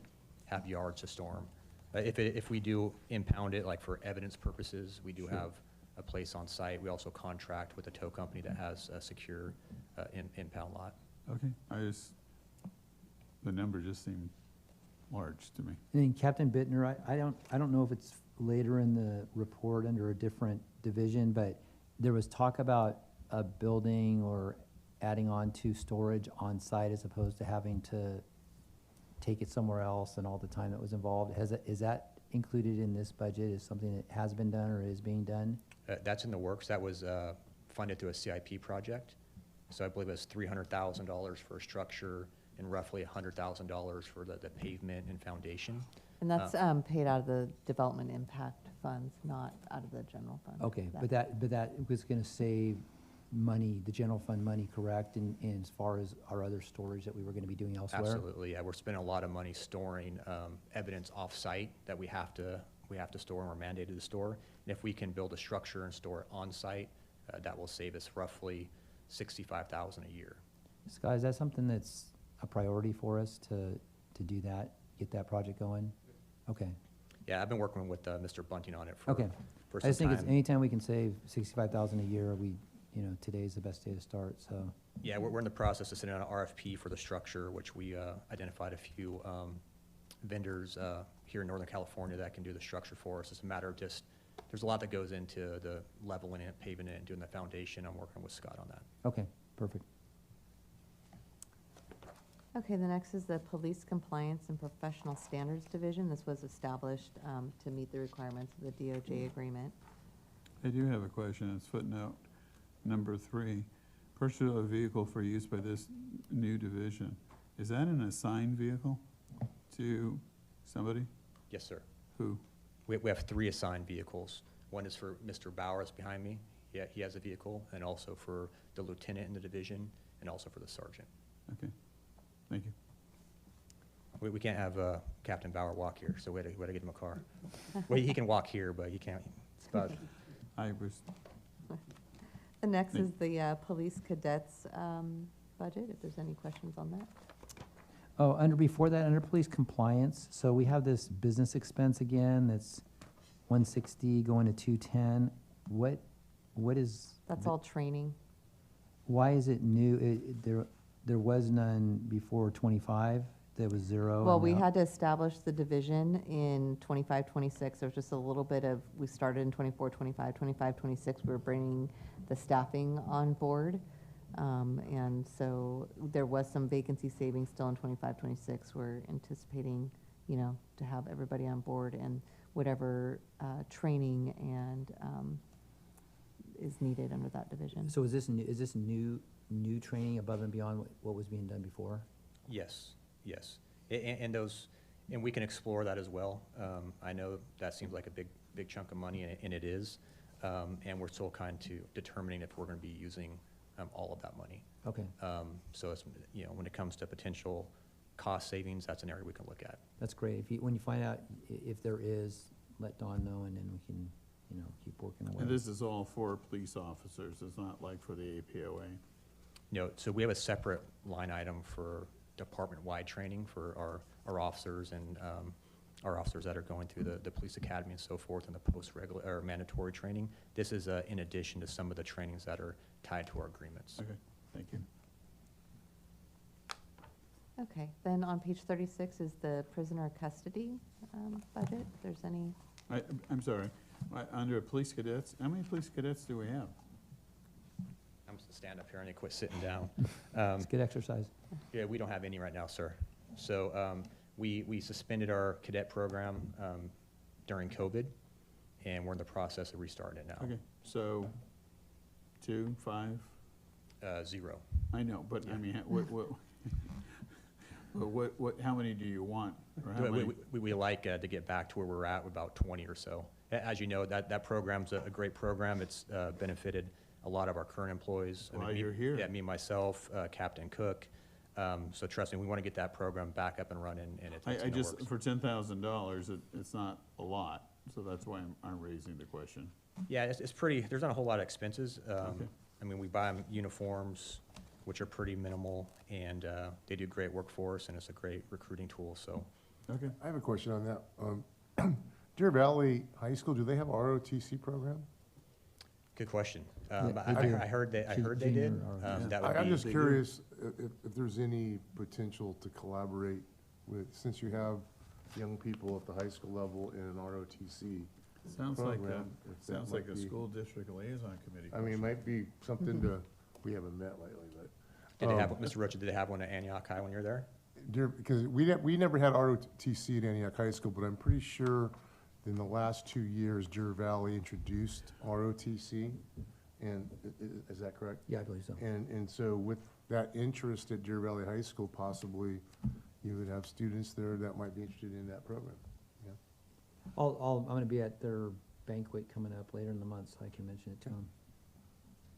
I don't believe Antioch High School has it, although we used to have officers who would teach the law courses there at Antioch High School. Yeah, no, that was a great opportunity. We would like to explore, expanding that again, absolutely, so. I absolutely. know we do have some staff that have assisted in some of their criminal justice courses at Deer Valley. And I know there's a number of students who serve as officers in the PD that are graduates from Antioch High, because I see many of them who've stayed local, which is nice. Yeah, absolutely. Would that have to be approved by the school board?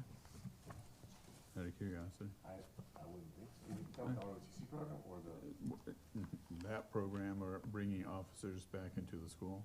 bringing officers back into school probably would be, but I'm talking about the ROTC program, having students Right. have, No, I get it, I get it. on the external side of it, I think would be much easier. Okay, next is the prisoner custody budget, if there's any, So it says it's going from 366 up to 525, and that says salary savings. Yeah. What, is there a vacancy in the prisoner custody? well, there's community services officers are allocated to that division, and we have some community. So service that's the officer community vacancies. service officer Yeah, the that, three vacancies. okay, Yeah. got it. How's the recruiting going for them? About as well as it goes for police laterals? You know, the CSOs, we always get a good amount of applicants. We have a internal posting that just closed. I think there's some testing yesterday for that, so we're hoping to get two CSOs from the internal testing, and then the external testing. I know it's not open, but it happens regularly, and we have a pretty good success in filling that. So we're hoping to have those three positions filled here pretty quick. Okay, great. Okay, the next is the community policing budget. There's the sales taxes I pointed out before. The contracts detail is on the next page, on page 38. So, Mr. Mayor, I think we need to decide how we are dividing the 1%. Is it 70, 15, 15? Are we maintaining what we did last year, this year? Are we changing it? I Yeah, mean, the it's- 70, 15, 15, that's what we discussed. You guys said to go ahead and move forward with how it was split, so. It's showing up, so I just want to Yeah. confirm. Last year was 70, 15, 15. I'm fine with that this year, but. Yes, because we bumped it up last year. Yeah, Yeah. so I'll update the budget spreadsheets. Like I said, this was Right. just in here because the council hadn't. I given think my question again is how the money's allocated within that 70, 15, 15, and what qualifies as quality of life, what qualifies as youth, because there's a lot of different things that could be Well, for funded. purposes of recreation, for example, everything is youth. So the whole amount goes towards the program services and staff. Same with the Youth Network Services Division. For police, it offsets all these, $60 million in expenditures. We don't say it paid for this pencil, it paid for this patrol. It's offsetting the entire, public safety in the police department. And then when we get to the public safety and community resources budget for that offset, it, offsets the, in the youth side, the youth stipend program, violence intervention and prevention program, so we'll see those budget details. Okay. Is there any questions on this community policing budget? Okay, next is the traffic division budget. It's on page 38. I'm sorry, I did have one. On the shot spotter, it's a 525,000. So is it working for us? I mean, we kind of need a report, I think, sometime in the future, just. Yeah, it's absolutely working. It's a beneficial tool, but I believe that's all grant funded. Is that, Okay, I still, I mean, Yeah. we haven't Part of it heard, is- we haven't heard anything about it, and so a question I would have is it working? Yeah, Part of it is grant funded, 200 and, I believe it's 70,000 a year is grant funded for 3 years. And then the other portion of this is the pre-existing shot spotter we have, which is not grant funded. Yeah, so we're paying a portion of that 500, but a good, the other half is grant funded. So it's definitely a benefit to the city, and as we continue to explore like a real-time intelligence center, shot spotter is kind of integral part of that. So I'd say it's, when you say it's working, I'll say it's beneficial to our patrol teams. I just think it's a positive, and we never, we never tell our community, you know, we have this, and this is how it works, and this is why it works, and these are the benefits. Yeah, I'm well, just, and the main benefits are typically if there's a shooting in town, we get callers. We have victims calling, witnesses calling, nearby residents calling, but every once in a while, we have a gunshot or a shooting where nobody calls. right. So I guess if you figured that if it, you know, directs us to one gunshot victim that needs some help and we got no callers, but the shot spotter directed us to the victim, then it would be a win. So really all it takes is kind of one I just think homicide it's or something shooting victim. positive to report to the community, that's Yep. really the point. when does the grant funding run out on this? Do So know? we received the money in advance. We already got the 735,000, but we have to, you know, spread the expense over 3 years for that, so. So when's the third year? When does it expire? I would have to look at, I think this year might be the second year. Okay, so I'll I have to guess, look. so is that something we would reapply for in the future? that are- Absolutely. There seems to be a lot of grant funding geared towards shot spotter. So as the grant nears to a close, we'll make sure that we're exploring all options to extend that. And Yeah, if we can't explore grant, or if grant funding isn't an option, then we'll have to do a deep assessment on how beneficial it actually is. Well, on that point, I noticed Congressmember Marta Sonnier provided millions of dollars to a lot of police services. And so that's certainly something that we should, you know, be proactive and look at that. And basically if we have, we will have a new member of Congress representing the Antioch area, and that might be a very good opportunity for us. But you'd have to get in early, have a very, very thought-out program, because you're asking for federal funding. you Yes. know. Is next week early enough? Because we're heading Next over there to week- start asking. Well, you should. Yeah. I mean, you are gonna, I assume you're gonna visit harder, Yeah, right? we are, yeah. Okay. It's one of our, And so we'll mention it. And ideally, we'd like to expand it citywide if we could. So right now, it's not so citywide. that would, that's what the grant would do. Sure. I mean, they're pork money funding, you know, from members of Congress, so, but you have to get in early, it has to be thorough, and you have to get their consent. So that would be a great topic Mhm. for you all going to Washington DC. All right. Okay, any questions on the police traffic budget, which is on that page under the contracts? Okay, and then police investigations is on page 39, if there's any questions on that.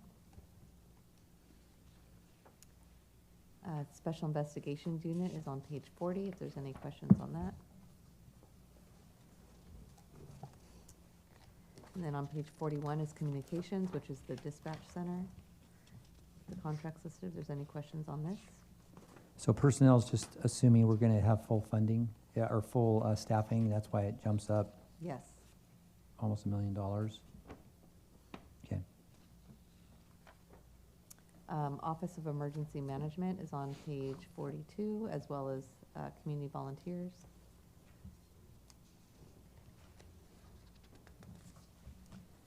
Facilities maintenance is on page 43, as well as the animal control support, which is the subsidy to the Animal Services Fund.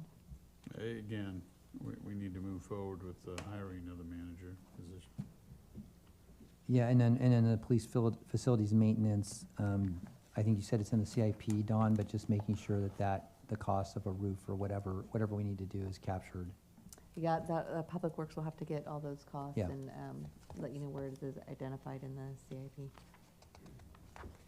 Because if it's not funded, you know, council will need to make the decision on what to do about that. Mhm. So, And Mr. Mayor and council, so that 1.6 you see at the furniture and equipment on page 43. If that raised any questions, just to remind you that that's for the PD improvements that was approved. So new office equipment, paint, carpet, and so forth. Every 30 years, whether it needs it or not, we'll be doing that, so. Okay, on the next page, the police department is done. You're off the hook now, Captain Right. Bittner. No, Uh, thank you Now very we much. can Captain. sit. Yeah, I'll be around all night if you have any further questions. Right, thank you. On page 44 is the Parks and Recreation Administration support. This really just accounts for the subsidy to the recreation programs. You can also see that was where the transfer to the Pruitt Capital Improvement Fund, council agreed to pause the transfer of that. So otherwise, mainly it's just the subsidy. Then on page 45 is the Public Safety and Community Resources Department. So this is an issue for the city manager. You know, I don't know how many times I've asked, and it seems appropriate at this time to do a name change for this department. So that we can, I would request that we put it on the 26th of May. Either the council wants to change it or doesn't want to change it, but because we're doing these budgets, it would be nice to know and make that name change, so when it gets produced, there's a match. Yes, I between a actually new- spoke to the director today, and that is the plan. We talked about bringing something. Thank you. Okay, sounds good. All right. Okay, and the director is not here, so myself and the acting city manager will do the best to address any questions you might have on these that aren't already addressed. So the summary is on page 46, but then there's the individual division budgets, which I explained. So one is the Youth Network Services Division, which is partially funded with the 1% sales tax, as you can see, the 961,000 offsetting. So there is personnel, but then the youth stipends and then the contracts. So the contracts are for CBOs or community-based organizations to run youth programs such as basketball, tutoring, dance, and camps. Can we get a breakdown on that, that $420,000, how that breaks out between the different programs? And I asked for that in relationship to what Director Wright came up and said, you know, there's other programs that they can possibly be providing as well, and just see where they intersect with each other. Okay. So you're talking about all the contracts for? Yeah, the contracts, the $420,000 contracts. I apologize. I want to go back to 46 just for a quick one. This is under services and supplies. We're going from 1.6 to 2.9 million. Yes, and that is because of the AQCRT and Home Key. Okay, thank you. Yes. So the next budget is the housing and homelessness. As you can see, the homeless services is increasing to $1.5 million. That's 1.2 million for Home Key Plus, assuming that project moves forward, and the remainder of that is for a safe parking program and other resource fares for our unhoused residents. How much do we spend on the safe parking program? I do not know. I thought that was CDBG funded. I think there is separate CDBG funding. I'm not sure between the two, between the 360,000, what is allocated for safe parking and what's for resource fares. We'll have to follow up with the director. Okay. Pretty sure there is CDBG funding. There is. Yeah, I'm almost I positive. don't know the dollar amount. One thing I wanted to say about the Home Key Plus, as we stated earlier, we weren't able to conduct any action items at the CDBG meeting that was scheduled last month. But the recommendation from staff, one of the items was that there are funds that can be reallocated if we should move forward with the purchase of the property. I think the recommendation from staff was 800,000 from CDBG. That comes from the Hope Solutions. You may recall Hope Solutions, I think, was, I want to say it was 2.2. And so that money coming back, there's a sunset period of time in which we have to spend that money down, or we end up losing it. And so I think the recommendation was to take a portion of that, which I think what was shared at the meeting that we weren't able to take any action on. I think it was up to 800,000 was set aside for the purchase of the property. should Home Key Plus be approved by the state, which it looks like it's going in that direction. So I just wanted to share that information. So if that Home Key Plus calls for any, I think it was 750,000 was approximately was going to be towards the purchase. My understanding from our last conversation with CDBG is that there is an allocation of up to $800,000 that is available to use towards the purchase that wouldn't come out of general fund. Yeah, so we, in fiscal year 25-26, council, when we adopted the budget, we put 400,000 in general fund money towards that cost, because we didn't realize it was an upfront for 750. We thought it was gonna be like a prorated, by the time it happens, it'll only be like 400,000. I don't think anything's gonna happen by June 30th, so, we'll evaluate that to take that out at least of June 30th, 2026. We may have to put the full 750 into 26-27. I don't know if that would reduce the 1.2, depending on how this all shakes out, but I do remember at one point that Terry House, the consultant, had said, I believe that, and please, the committee, correct me if I'm wrong, but that if we didn't spend that money by May, we wouldn't be able to use it at all. So I'm not even sure if that's a possibility, but that, I'm not the expert in that. I just know that Terry House had, This month? yes, but I know, I believe Terry House had said that at some point. I'm trying to remember And the. so, but that's up for the, subcommittee. I'm definitely not the expert. I just know I had heard that in conversation. And so we just want to make sure if that funding is for sure going to be available if this rolls into July, for example. So, but this sounds like a city manager needs to reach out and get that answer, because I would much prefer to use CDBG money and save the general fund money. And that's why I brought it up. And I know that our housing staff, which Julia is one of the three employees, has that information, so we really need them to provide that. And I know that we're still trying to get a CDBG meeting date on the 22nd. We'll see if we can or cannot do that. But I do know that that was one of the recommendations from Terry House and the city staff to allocate up to 800,000. I don't recall there being a deadline. And maybe it was May. that the allocation had to happen by May versus Yeah, the spend think, down. and I think that's why the May 26th date is so important, is Yes. because we have to have confirmation, adoption by the council by May 26th to move forward and meet the timelines that are required of us. That's why the 26th is the last day that we need to have those recommendations come to the council, is my understanding. And if that is the case, that will definitely be positive news for the general fund, because we'll be able to take the 400,000 out of 25-26 and boost up the, reserve balance. So that is, definitely something we'll actively follow up on. Did you have anything built into 26-27? Did you have the rest of it, Just, 350? no, just the 1.2. Okay, so you didn't have the balance of the 750 No, just in there? because there's been such limbo with the home key and what's going on, and now particularly with the status of the potential site. Just, Okay. there's a lot of moving parts with it. All right.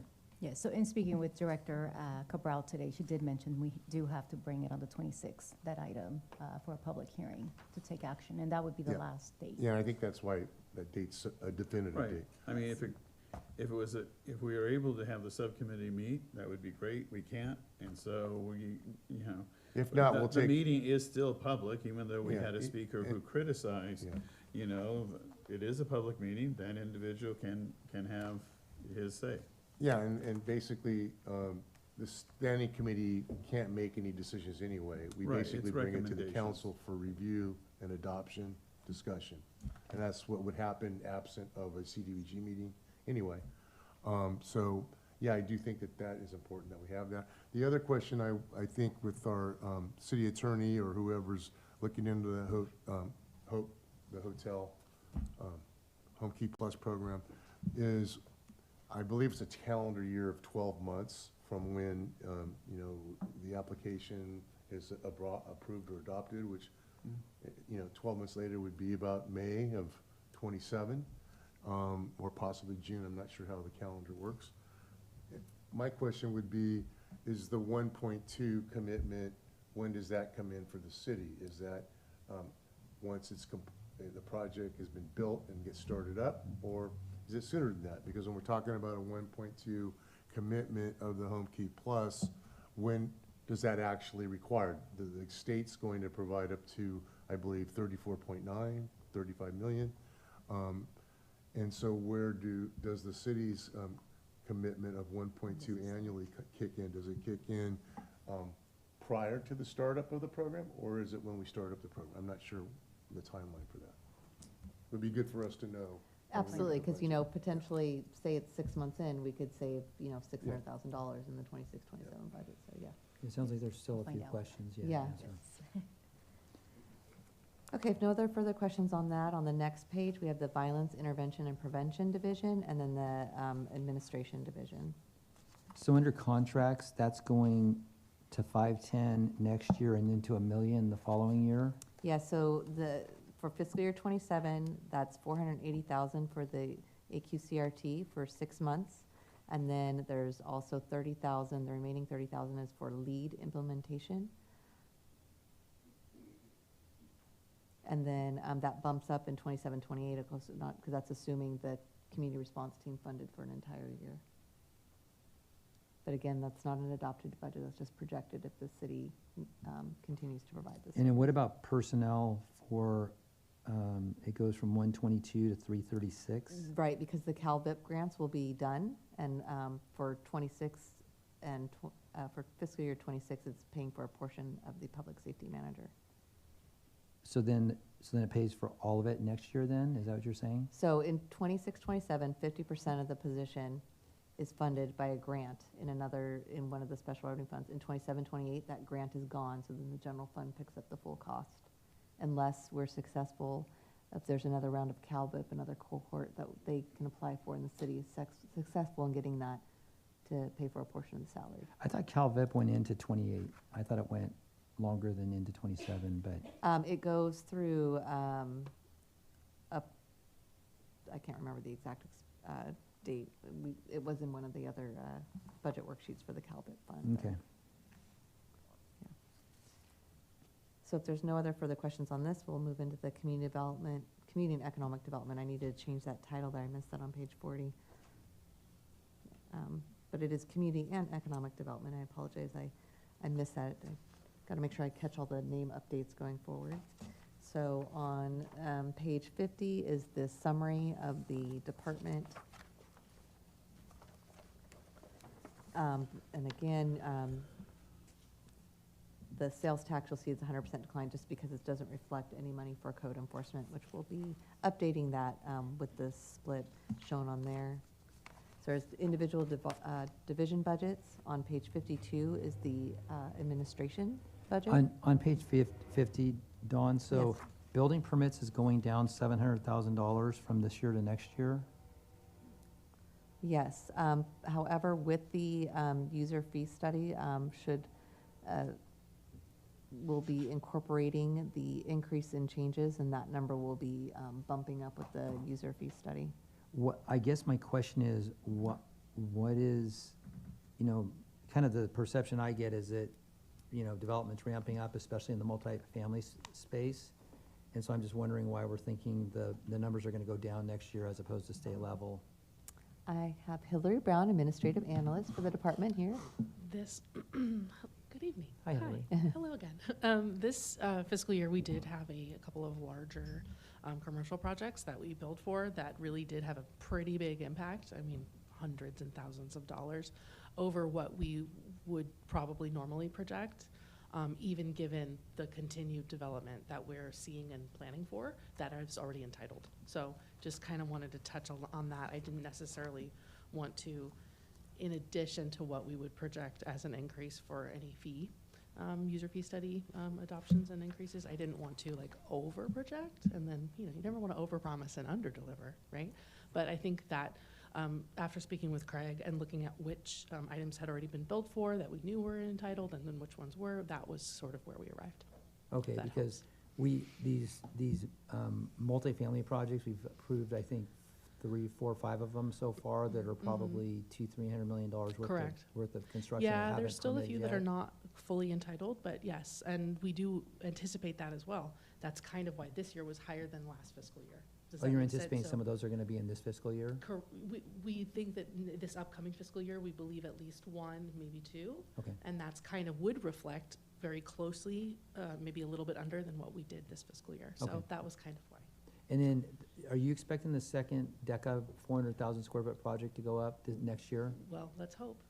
Did you build it into your expecting- numbers? Do you know? Yes, we did. That Okay. was part of our projections as well.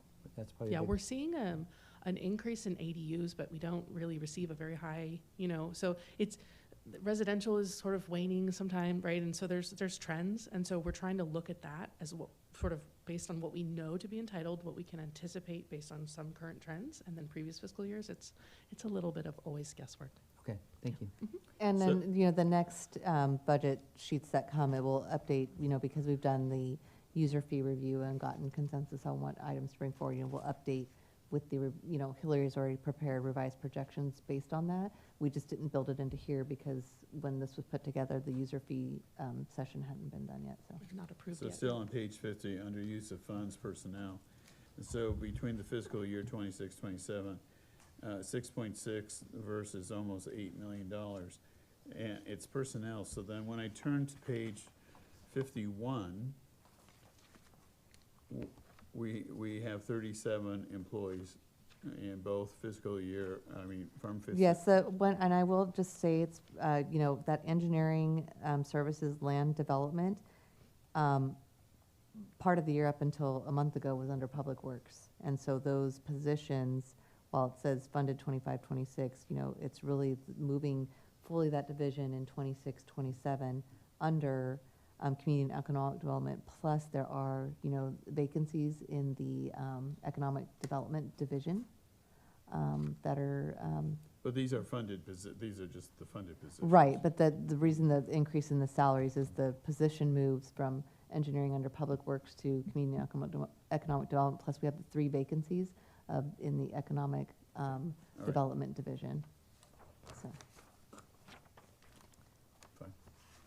Okay, so then on the administration budget on page 52, if there's any questions on that.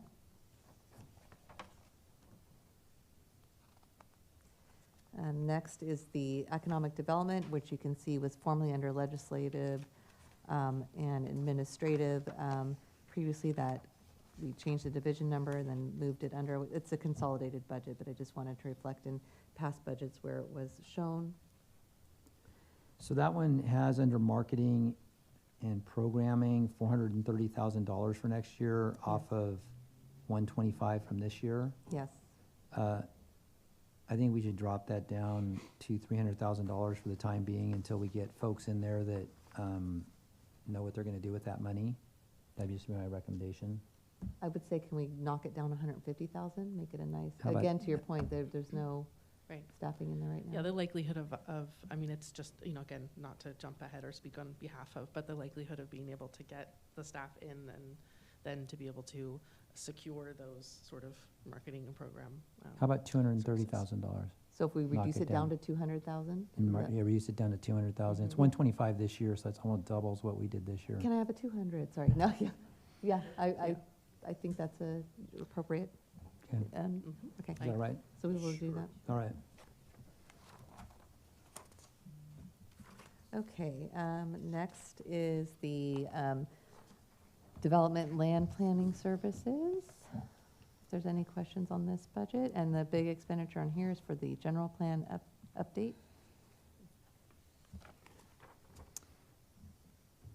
Any questions on this budget? No. Okay, the next is the code enforcement budget on page 55. If there's any questions on this. Okay, on the next page is the engineering and land development. This is the division from Public Works that moved under the community development umbrella.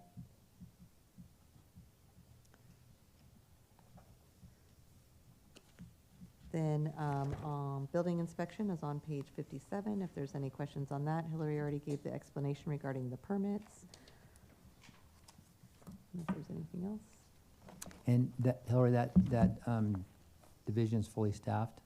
It is, Okay, yes, we love this. and they're out there? Planning and building are fully staffed. Okay. Yeah, good. and mine, do we consider my operations? course we do. Yes. Operations administration, we're 3 people, but we are fully staffed. We are mighty, right.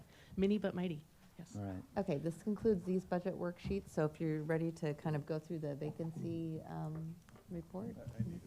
Yeah, we're going to take a 5-minute recess.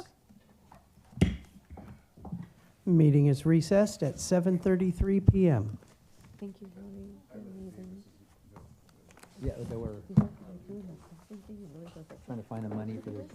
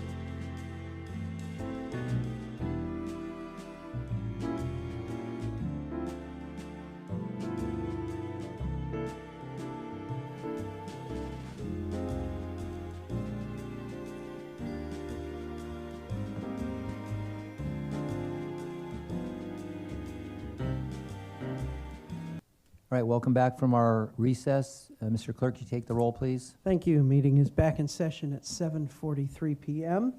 Councilmember Torres Walker is absent. Councilmember Wilson is absent. Councilmember Rocha. Here.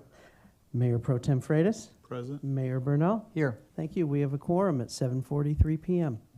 All right, we'd like to move on to these position sheets now that the acting city manager prepared and handed out to us. So we'll walk through these. Yes. And maybe explain what they are and what our purpose is here, what we're doing. Yes. I want to first thank all the department heads. So today, I actually last minute asked them to help me put together what the impacts were if we were to not fill the positions. This document in front of you is a list of all of the general fund vacancies, along with where the recruitment status and any notes or any impacted programs, how are they essential to city functions, and any consequences if they're not filled.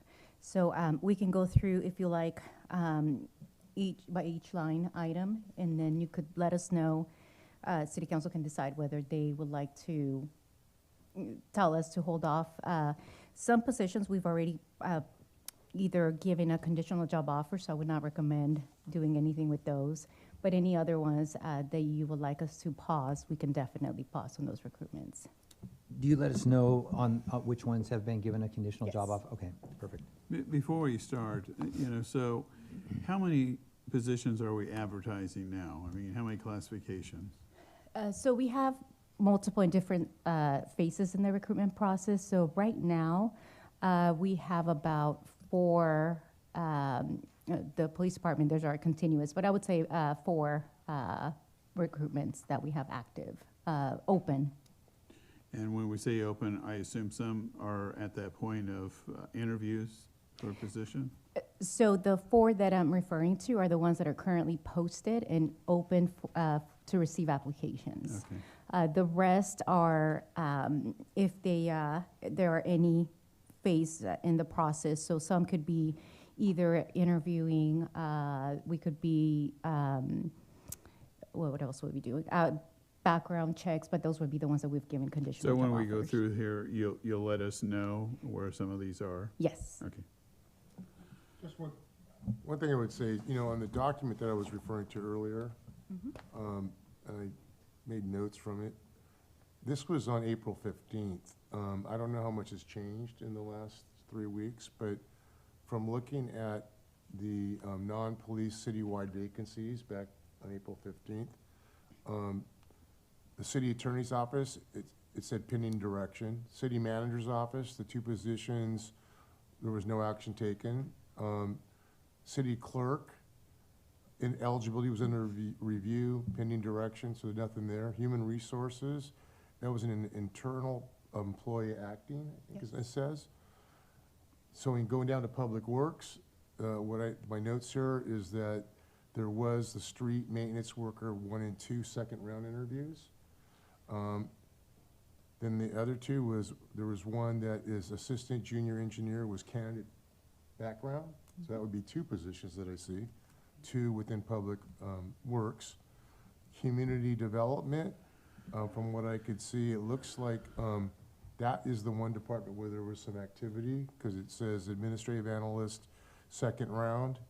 Then it says the next 3 positions, socioeconomic development, economic development program manager. Those were conditional job offers extended. And then it says code enforcement manager, department interviews on April 7th. I don't know if that happened or not. So from looking at what was provided on April 15th, majority of the positions, there's been no activity, with exception to when you get to public works and community development. Yeah, and we have some updates. Okay. Mrs. Cortez did, we got current, because I'm sure, as you've heard us mention before, it's like daily something happens, and sometimes we Yes. make an offer, they accept, but then they decline. Okay. So this is the most current as of today. Okay. So some of them, the status is still the same, but as Mrs. Cortez goes through this, you'll be able to see the current status. So just from the earlier discussion, what is the budget deficit? And so looking at chart A, you know, it's $9.7 million, and then the rate stabilization transfer of $5 million. And so it comes down to 4.7. So the decision we've made is, you know, to use the rate stabilization funds for this fiscal year, 25, 26. But, you know, in reality, looking at the following year, you know, the deficit goes up to 11.5 and then 18.4, and that's without any COLAs or other enhancements to salary and benefits. That is correct. So, I mean, this is, you know, the difficult part for us. And every position that's been approved always feels like a victory for the department head and things of that sort. But really, you know, we've been admonished time and time again, correctly by the Director of Finance, that we need to take action and we need to be proactive versus waiting till absolute disaster, because back then, we would be doing massive layoffs. And that's, I don't think, something any of us want. So I just underscore that point. And I guess the only thing I would add to what Mayor Pro Tem has said is that just because departments have vacancies doesn't mean that every department shouldn't be looked at as far as what the needs are. Just because a department's completely filled doesn't mean that we shouldn't be looking only at the ones who have vacancies, just because for whatever reason they haven't been able to fill them yet. So I just like to make sure everything across the board is looked at. Yes, and that will be something that I will be addressing as well when I meet with each department head to go over the budget with Director Merchant, and we will look at those positions as well. Okay. So do we want to walk through the sheet, or is this just more informational and we can just? Well, we page should, by page yeah, just we to- would like to walk through and have direction on it, as Acting City Manager Cortez said, if, you know, you want us to pause for, you know, 1 year, freeze it, you know, consider a later time, or, you know, continue to fund that in the So, budget. let's just to start, you know, the first item is CSO, general fund, 3 positions. How many CSOs do we have right now? Phil? Tell you that right now. I mean, I believe it's We have 9. 10, 9. is it? yeah, So a total so, of 12, and we're at 9 now. right, so I'm going to suggest that we delete a position unless there is, you know, to freeze a position, I guess I'd not delete, but Yeah, to freeze a just to position, freeze. if you want to. Yes, please.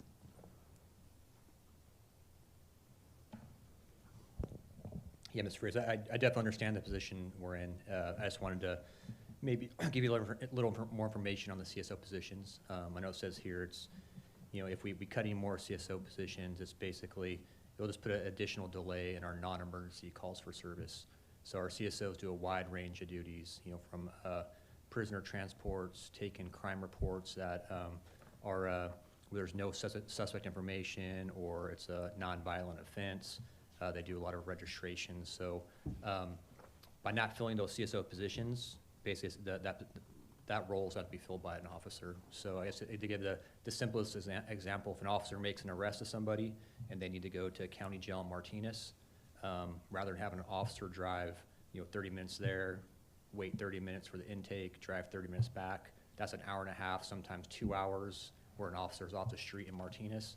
A CSO would do that.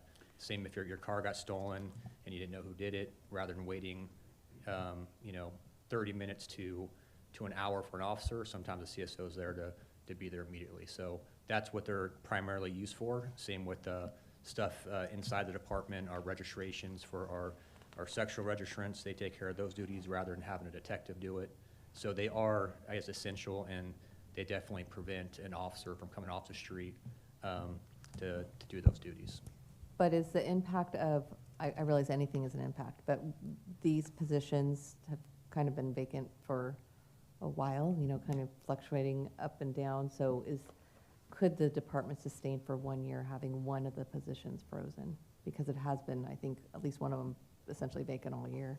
Yeah, there's been a bunch vacant for quite some time, but just to put it in a historical perspective, we once had 25 CSOs when the city was much smaller. So I understand the situation, but When I was mayor, we created the position. yeah. And basically to take a lot of the routine business off the sworn officer, and, you know, and it was successful. It was incredibly successful. Yeah, no, But absolutely. then And in 20, when I left in 2008, 2009, it got decimated. yeah, and I'm sure, you know, a lot of complaints you hear from citizens, if they are complaining about the police department, it's about the wait time, all right? Their house is broken into, car gets broken into, car gets stolen, whatever it may be. And a good way to have, you know, service directed towards them in a timely manner is to have the CSO take care of those functions there. So I understand the situation, but we'd definitely like to, you know, continue to add as many CSOs as possible, so. But thank you. Well, I mean, there's only 3 of us here tonight. Just to say, from my standpoint, my perception, I said it earlier, is anything that has to do with public safety, I'm not gonna be in favor of freezing or reducing. I'm just coming out and saying that right now, so everybody is aware of that. I mean, when I look at, because when we look at dispatcher, we talked about that earlier. We looked at police officers, we talked about that earlier. We look at the data analysis, that's part of the DOJ. I don't see anything related to public safety that I'd be willing to put a freeze on, considering that's our top priority, public safety. All right, I would agree. So going down the list, police corporal will be reduced to 2 if lieutenant is approved. Right, that is the staffing change that Captain Bickner spoke about, reducing the CSO that was previously, or the corporal over records, and converting that to a lieutenant Okay. for supervision purposes. So we just were notating that, because this is the current status that goes into effect July 1st. So we're just trying Are to. we supportive of making that corporal into a lieutenant? Yeah, I don't have a problem with that. Is It that the doesn't right? matter. You know, I mean, it's just more money. It costs more, but it's, I mean, that's really the question. Can Captain Bittner speak to that? I'm not sure what, Yeah, I think he did earlier. He did explain- earlier. Did you? Okay, Yeah, I'm he sorry. explained that that was something that they wanted to do, so. So if So we we want say- to skip back past the police, unless there's other questions on the recruitment status, we can go then to the city attorney's City office. attorney. If police is kind of off the table. This city attorney position is for the DOJ settlement? Yes, and the only reason it says pending direction from department is just because we were waiting for the new city attorney to come on board. Obviously, she hasn't been, on board very long, but I know it is, something important, and because it's part of the DOJ agreement too, we can't eliminate that. Right? So we're good. Yeah, so I think, yeah, we're good with that. Okay, then- then there's the assistant city manager. I would recommend freezing that for 6 months until we have a permit. Well, I already have 3 months of savings, so I can add an additional 6 months. if That's you would that's like. just what I would do that. what I I would would agree say with that. right now. Is that, Yeah, we're not gonna cut much. I can tell now. And when you say 3 months, I mean, you're talking about, December 31st to hold it vacant. yeah, Yes. just for the time Yeah, being. because we've already built in 3 months into the budget. And I would like to circle back on the first page to the police officers. We have the 13 vacancies, which I think represent a 105 number, correct? Yes, So we're talking about right now, but we're also talking about into next year, correct? I mean, with this discussion we're having, we're talking about freezing now and into the next right, but the fiscal only year. new positions, like, we didn't put it on here, is the policy director, because that's not approved until under the Allen settlement, that's not approved to start until July 2027. This is a list of the current vacancies and the recruitment status. So I would like to discuss what it would look like to take our 117 number down to a number that's going to represent what we actually can, for funding purposes, that we actually think we're going to be able to hire next year. Right, And and then- myself, the acting city manager, will be meeting with the chief, and then and the captain next week to get a handle on that. So if we come up with a realistic number, I would still like, again, to hold the 117 for the next fiscal year, knowing that that's our still our goal, Mhm. but set this so that we don't end up with we already had the discussion about Yes. salary savings and Yes. our ability to realistically recruit. Yes, understood. But that 13 is to bring us to 105. Right, that's only to bring us to 105, but the next year's budget has 12 more recruits starting in December. No, I understand. So, But wouldn't we, also the corporal, that'll count in that 105? So Right. the corporal, lieutenant, all the, so everything, everyone that's sworn, that will be added to that 105. So it's the 13 officers, the corporal, the 3 corporals, oh, right, that's all included, all those are included Yeah. in it. correct, in that 105. That's Right. what I thought. Yes. Right. Okay, so for city manager, assistant city manager, I'll add in an additional 6 months of savings. The grant writer position on the next page, we've already built in 6 months of savings for that, as I did briefly discuss when we went over that budget, just because of creating the job spec and so forth. Then there's an administrative analyst. I would recommend freezing the administrative analyst Same position. here.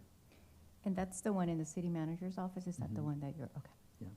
Well, well, this goes into the purchasing or buyer, whatever we would call it. You know, it's 2 positions. One's a purchasing officer and the other is It's the analyst. administrative, finance, or some other classification. This could be that position. Instead of saying no, but maybe later on, yes. I'm just saying that, to keep the position, if we agree with the purchasing officer, it doesn't necessarily need to be in the confidential unit, I don't know. But So for now, would you like us to freeze it until we can determine whether the buyer Yeah. or Yeah. purchasing officer? Yes. Yeah. Okay. Then in the city clerk's office, we have a public records coordinator. And just so you know, to this position, we don't have a job description for it yet, so it will be in the same situation as the grant writer, that if we do decide to fill it, then we would have to create a job description, meet with the unions, and so then, 6 months? yes. I like to freeze it for a year. Well, let me tell you, I don't, because it's a mess, and we need help, and we need to have that office function, and it doesn't function. And so I think you're wrong, I think that we need to have that position. Well, can we compromise for 6 months then? That's what I said. 6 Okay, months. so I'll build in 6 months of savings. Okay. Okay, and then the administrative analyst, and as the acting city manager statement said, that for the status, there's a conditional offer letter that's been It's been accepted, and Okay. so that person will be starting soon. Administrative analyst one has gone. Yes, for the city clerk's office.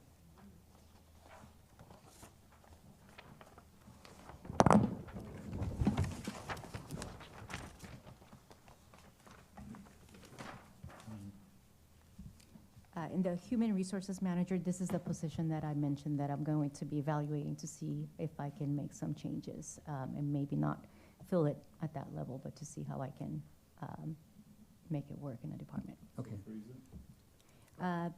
Not freeze it, but I will make some adjustments. So it will be, I have to internally see how I can make some, I will be freezing one. I just don't know if it will be that particular one in the department. How many do you have vacant? Just that one. Just that one? Okay. Yes. Yeah, so looking at one model, potentially underfilling with a lower paid position. Okay, so you it'd know. be not a manager, but something. Something lower. else. So there will Yes, be some so- cost Okay. savings there. Okay. Okay, then for recreation services, we've included this because, of course, of the subsidy to recreation programs. There is a recreation programs coordinator. Is this the position that was just vacated? No, this is one that we've actually recruited for, and we had second rounds actually today. What is COL? Conditional job offer. Offer letter, conditional offer letter. So is this just keep I think you said we have a conditional offer out there. We don't have a conditional job offer yet, but I do know that they held second rounds today. So we have not offered the job yet.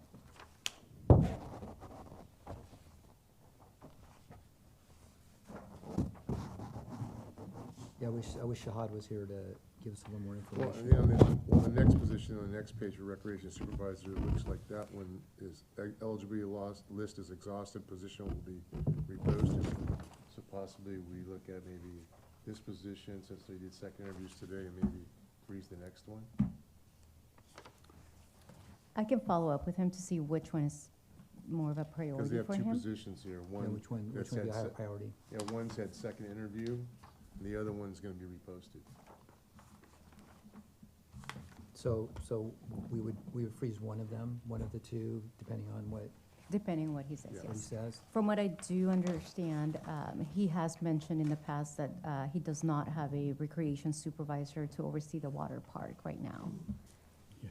I mean, one of their biggest activities is the summer aquatics. Yeah. Right. And that's where we hire all the temporary student workers and the instructors, and it's a huge operation. Yes. So I would hope that we would have a supervisor supervising all that. Well, but it looks like they have to repost it. I guess if we leave it open, they still have to repost it, and I don't know where we'll be with being able to hire someone in that window of time. That's a good question.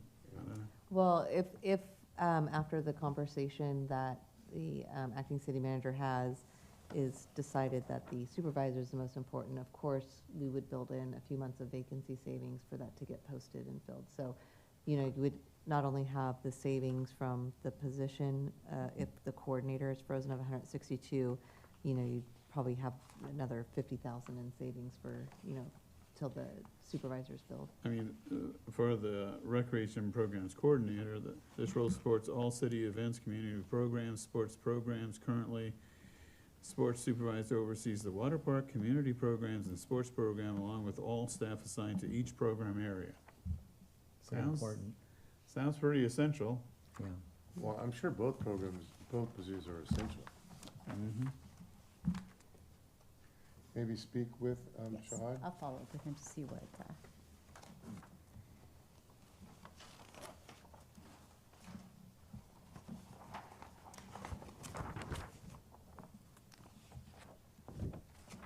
Okay, Public Works.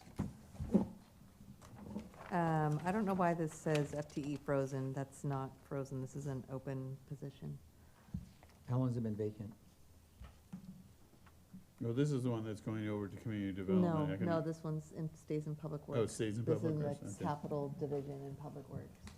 I thought there was people in background or interviews had been done. there was one person. There was. We hired an assistant city engineer by the name of Robert Pizarro, so that might be what we're seeing as frozen. No, this is not Robert's position. Robert is charged to water and sewer. There's a Okay. vacancy in this division. Then there is an open position that we need to advertise for. Do we have to have it? Yes. Currently, I have a technician, a junior engineer, and assistant engineer. It'd be nice to have somebody within the capital department that has engineering experience, possibly even an engineering license. It would be nice to have this person. We talk about all the capital improvements that we need to do in the backlog of everything.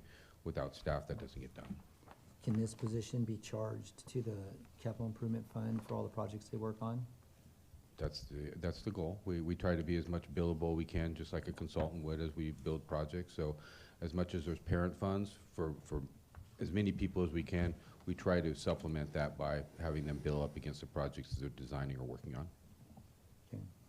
Well, if it needs to be reposted, we can build in vacancy savings, at least, like, what do you believe would be a good estimate for vacancy savings to build in?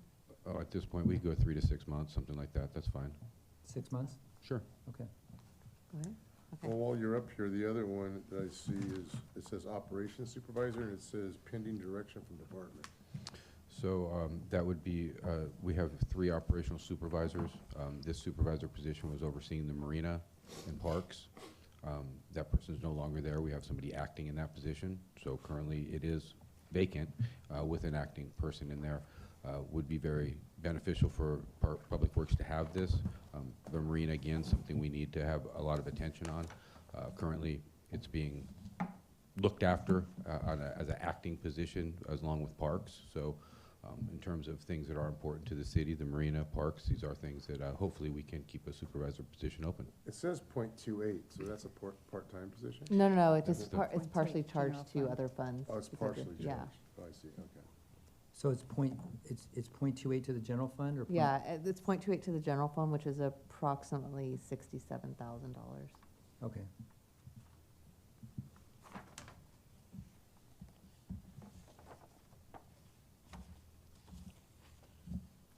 Want to keep that?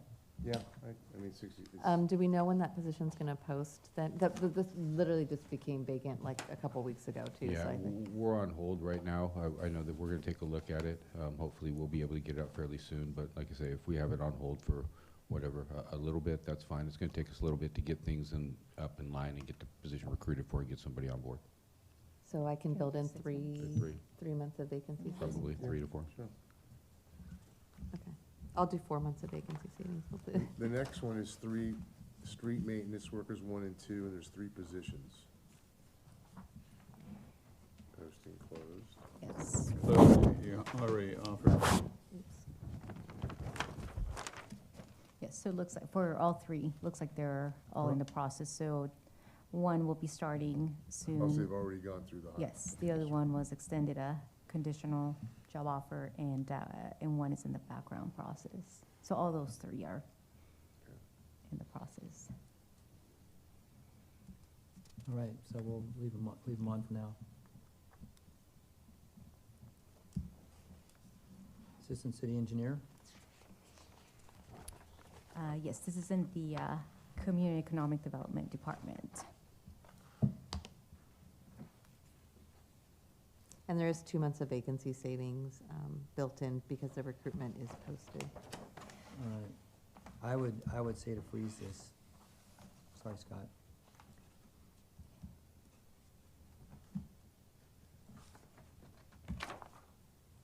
I'll concur with that.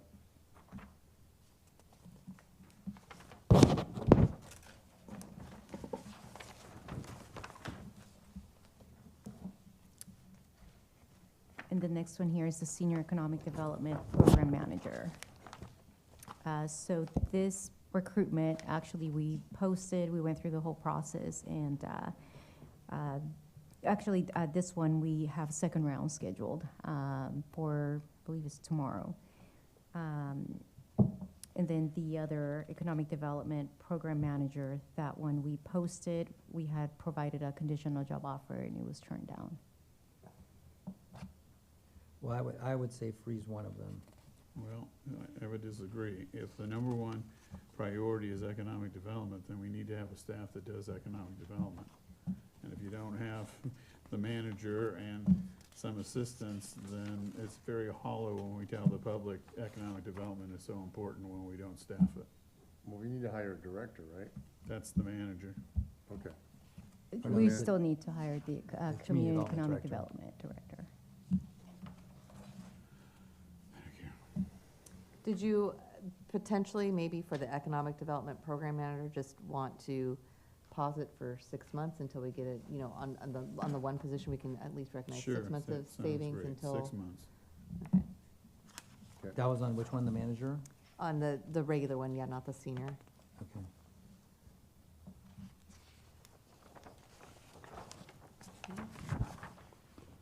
This administrative analyst is for economic development as well.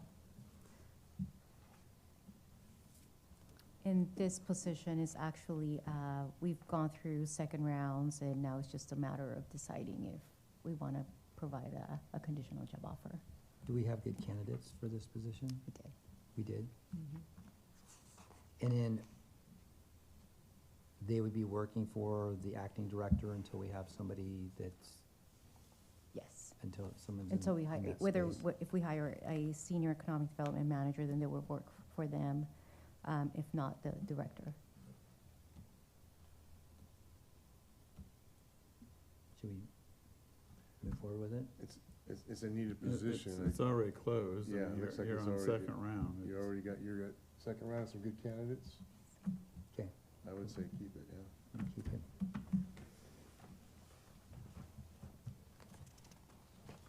And we have the code enforcement manager. Yeah, I think that's an important position to fill with a code Is the posting enforcement. closed? Yes, so this one, we actually already have a person, Oh. a qualified person that we could, we were just waiting for some, the reason why some of the changes were brought to, for the classification. Leave it on? Okay. Leave it on. Next is the code enforcement officer, 2 vacancies.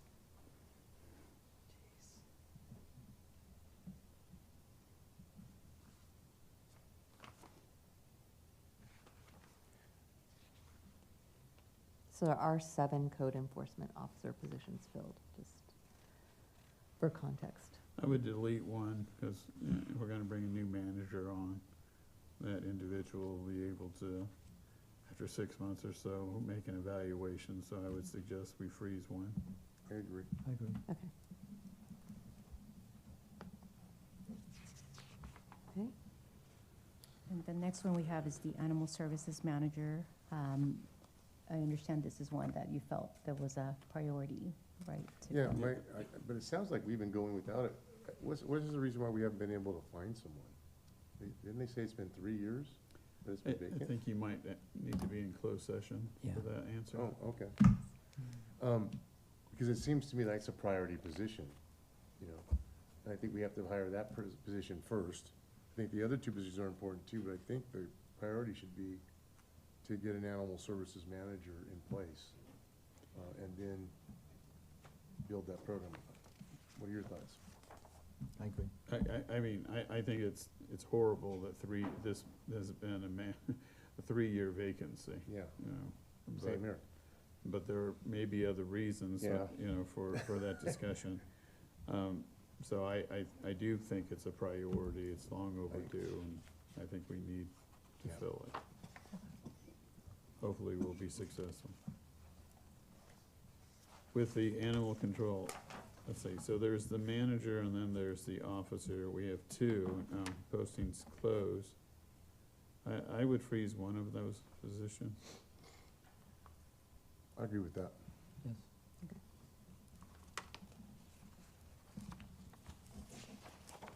And the next one is a technician. Yes. And actually, I would keep the technician if we close the officer. I mean, you need somebody in-house, and that's the in-house person, right? And salary, yes, salary is less. Okay.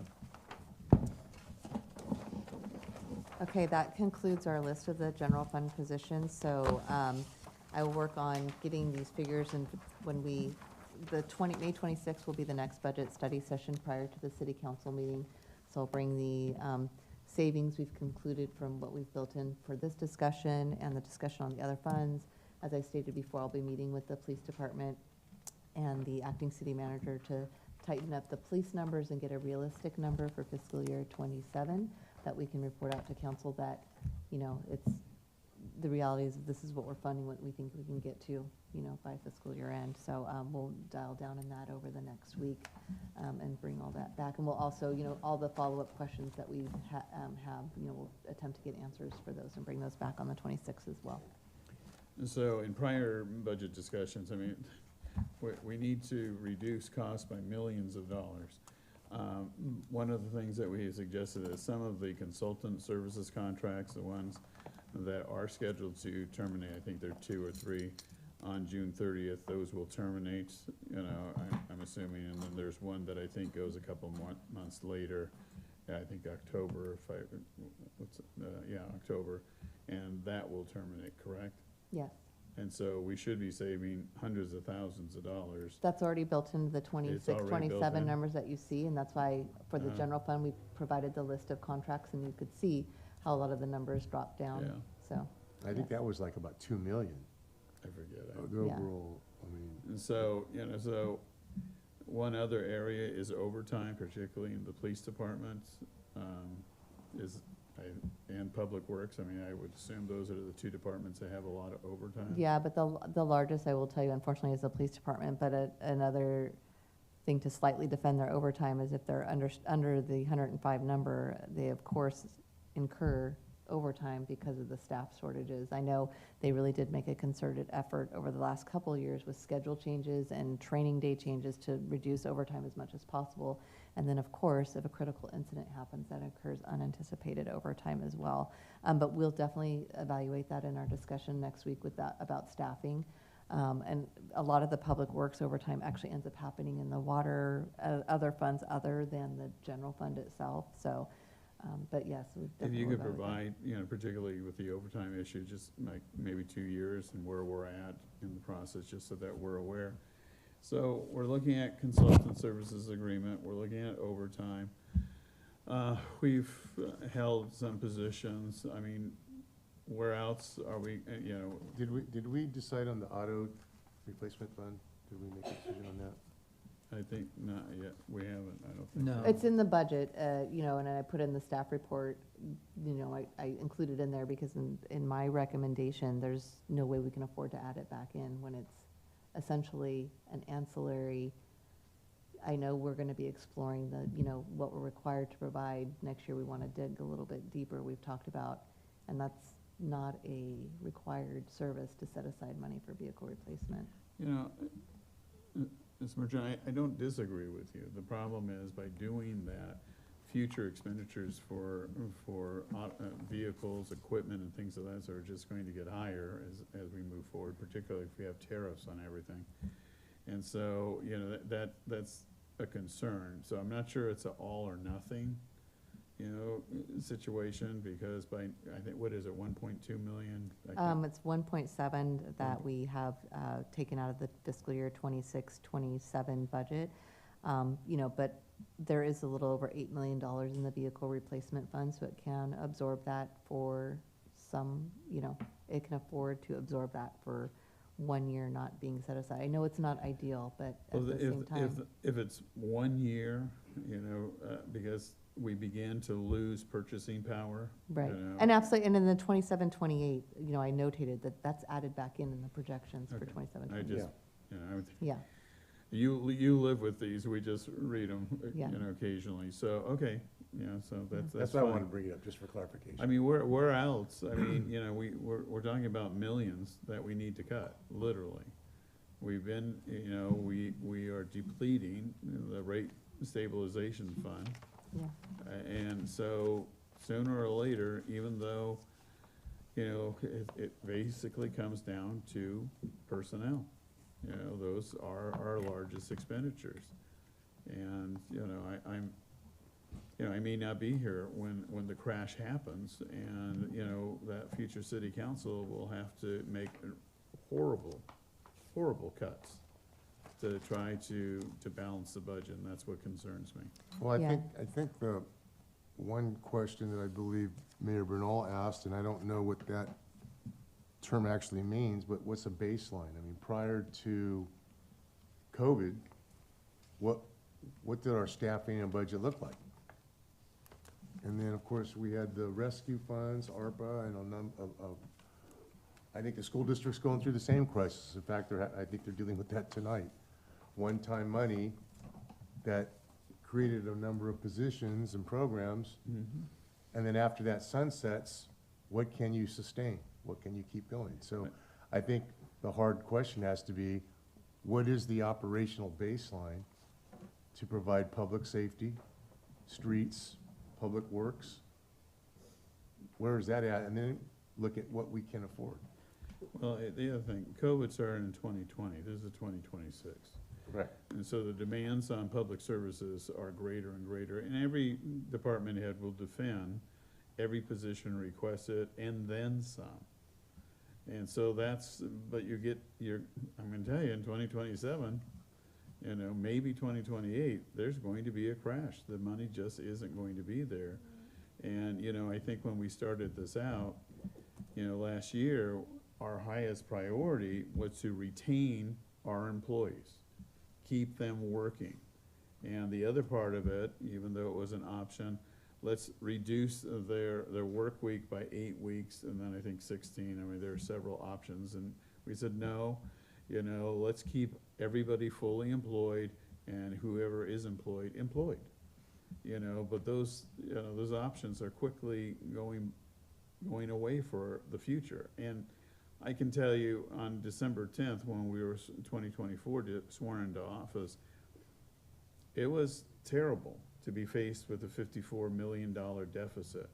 But frankly, we've done some things, but we're setting ourselves up again to have that same type of occurrence, maybe even worse, coming in the future.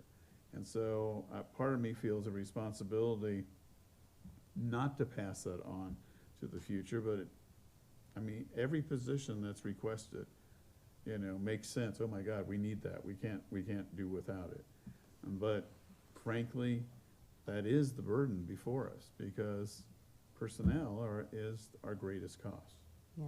And I think, you know, as part of that, like I said, we start early next year with what's the minimum baselines. We have time That's to go through it. August you talked Right, about. right, because, I you know, think we it's just, great. I because think we should. you know, we don't have time to do that by June 30th. And Right. so, and then also, I think as part of that is, I know, you know, we had kind of said freeze all vacant positions, but as positions do become vacant, other than the, you know, police department, as was mentioned, then it's a discussion, and even a roundtable discussion with council. Do we maintain this as vacant, you know, so.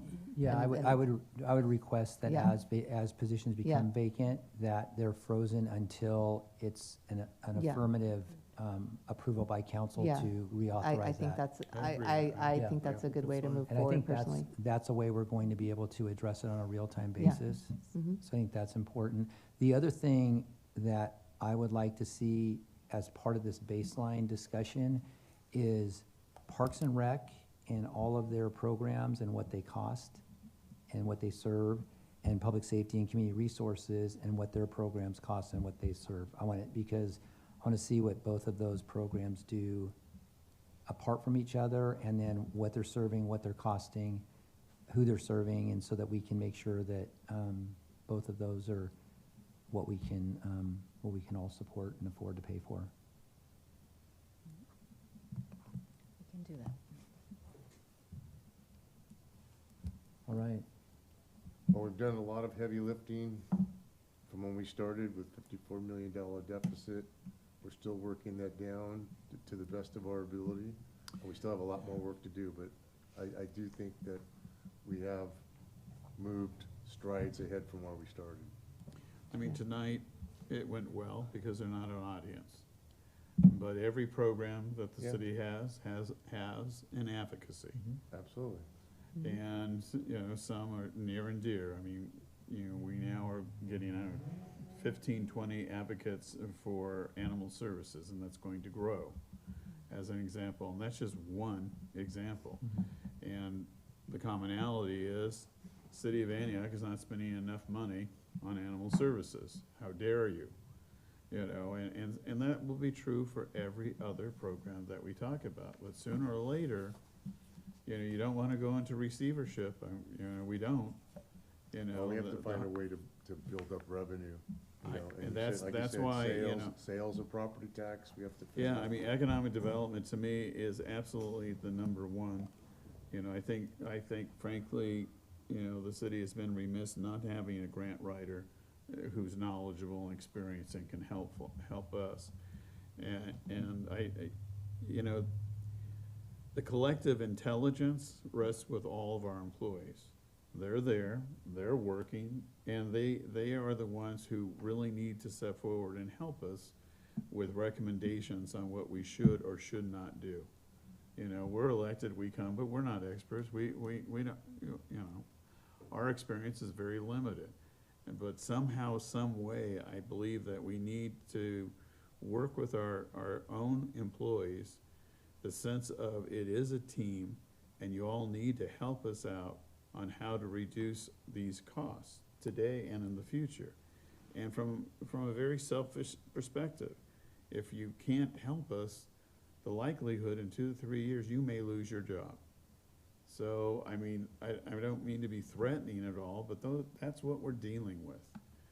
And in the past, I would say it was ignored, you know, and unfortunately, you know, we're here. We have a little bit of time that we need to address, but we need to make significant changes.